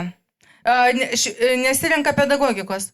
Tai kaip jūs ruošitės pritraukti jaunus specialistus? Aš po 4 metų išeinu į pensiją. Kas į mano vietą? Aš jau dirbau 2 mokyklos kaip fizikos mokytas. Per atostogas gavau dar iš kelių mokyklų prašymą, tik ateik. Tai jeigu turime... Kaip jūs pritrauksite? Kaip jūs ruošitės pritraukti, kad studijuotų, tai yra baigę studijas, ateitų į mokyklą fizikas? Tai iš tikrųjų šitoj situacija nėra paprasta. Kiek mokytojų, kiek renkasi pedagoginę specializaciją stojant, tai skaičiai yra smarkiai gerėjantis, bet tikrai nėra dar tenkinantis. Ypač dalykininkų, kai kalbam apie fiziką. Tai mes apie tai kalbam, kad mums svarbu yra tiek būti. Pritraukti studentus, tiek, kad būtų geresnės sąlygos mokytojams. Tai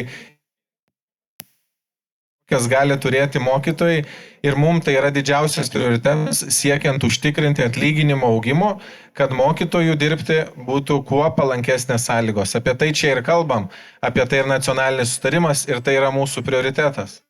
Tai tikrai smagu, kad ta diskusija pagyvėjo, bet matot ir pačiai diskusijai turbūt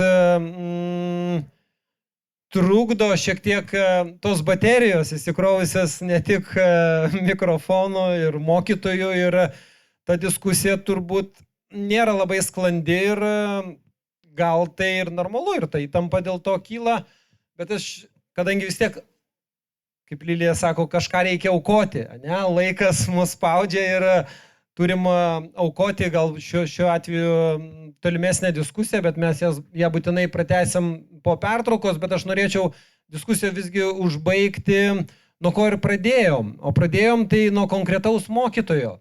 Mes išklausėm jo kasdienybę ir išgirdom apie jo pasitraukimą iš mokyklos.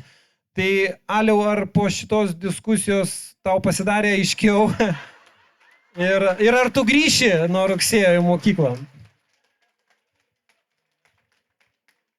Na, mes kaip juokavom, tai grįšiu tada, kai bus aišku, ką mokytojas konkrečiai turi daryti mokyklai, kai klasėse bus nedaugiau kaip 20 mokinių, kai turėsiu 18 pamokų ir į rankas gausiu 3000, o tėvų laiškai eis pro tokį filtrą, kuris manęs nepasieks.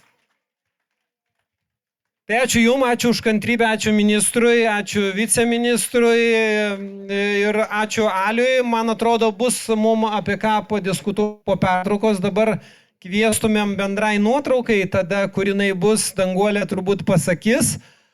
Po to trumpa pertraukėlė ir už kokio pusvalandžio kviestumėm visus čia vėlgi susirinkti ir tęsim mūsų darbotvarkę. Tai ačiū tada.